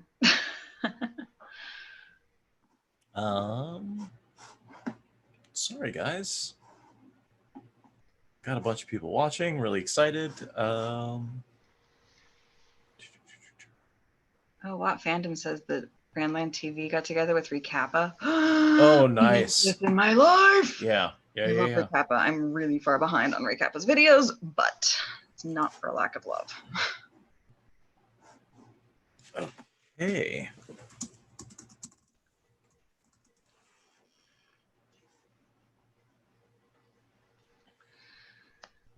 For every minute that we go overtime, you should donate more money to charity. Yeah. Exactly. So where are we? So did we get any more? 199? All right, folks. Before we get off, we got to break 2K. Do it. We need $2 more. $2 more, please. Somebody donate $2. That's all I want. Yeah, I donated to this thing like when I first heard about it because I was like, I don't understand how it's all going to work, and I didn't know I was going to be involved, so I couldn't use my budget for it effectively during the thing. But I was part of the starter seed. Woo! No, I mean that's super important as well. I want to give all the money to all the places at all the times. I hate having a budget. Stupid. Budgets are for adults. How dare we have money?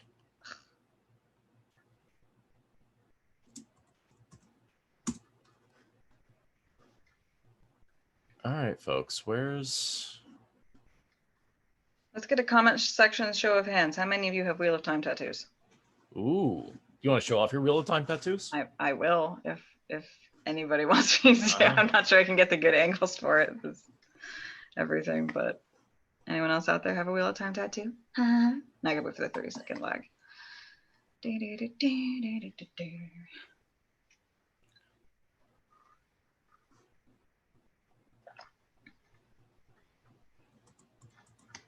Oh, what fandom has one? Splendid. Well, I guess if one person has it, I will attempt to show you guys mine. Oh yeah. A little more. I know, right? Like, can I? There. Hey, oh, and it's gone. Yeah. It's a big old calf piece that says the wheel weaves as the wheel wills. No, it's a great photo. Or the photo I've seen of it's a great tattoo. Yeah, that picture was taken during the eclipse too, with an eclipse light. Oh my god, yeah. But I gotta say, totality in the eclipse was one of the most amazing things. Like life changing. Right. If you want to talk about like the drilling of the bore, like that and then total eclipse feel very equivalent to me. It's like the sun, like this everything going dark. Like the description of the drilling of the bore feels a lot like a description of a total eclipse. Right. Oh yeah. So what fandom says they has the spoiler con one? Right. I have the spoiler con one also. Yes, the Nodding Raven. Yeah. Yeah. I got to get the other one at some point when we have another con together. I'm gonna get the other one. But okay. So apparently, Malkier's King is live on tWoT chat channel. Okay. Awesome. So in theory, we should be able to head over there. Okay, so if I go, how does one? So we're gonna redirect everybody over to there.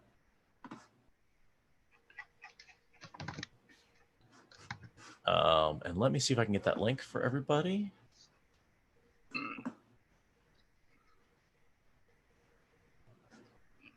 Awesome. Okay.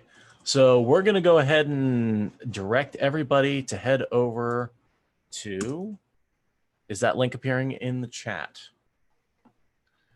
I'm not seeing it, but I'm assuming that, well, why would there be lag though? If you're typing into the chat. Right. Wait. Maybe links don't show up. Where is tWoTcast? I feel like I should be able to find this.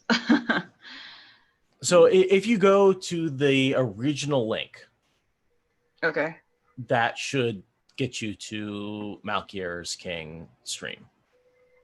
Okay. Oh, we still can't leave yet, though. We haven't gotten the last $2 to get us to 2,000. Come on, you guys. Okay, I'm not seeing the video, but I'm a dumbass, apparently. All right, I'm going to send you a message. Yeah, maybe just do that because I'm clearly incompetent. But yeah, everybody, if you're still watching us, don't go find the original stream and watch Malkier's King video. It's great and it's playing right now. So go check that out. And I think we are done. Okay, cool. Okay. Well, then I'm gonna power it down and thank you everybody who was there and everyone. helped us and donated. Appreciate it. Thank you. Have a nice day, evening, whatever. Okay. And you go sleep. I'm gonna go sleep. Yeah. Bye.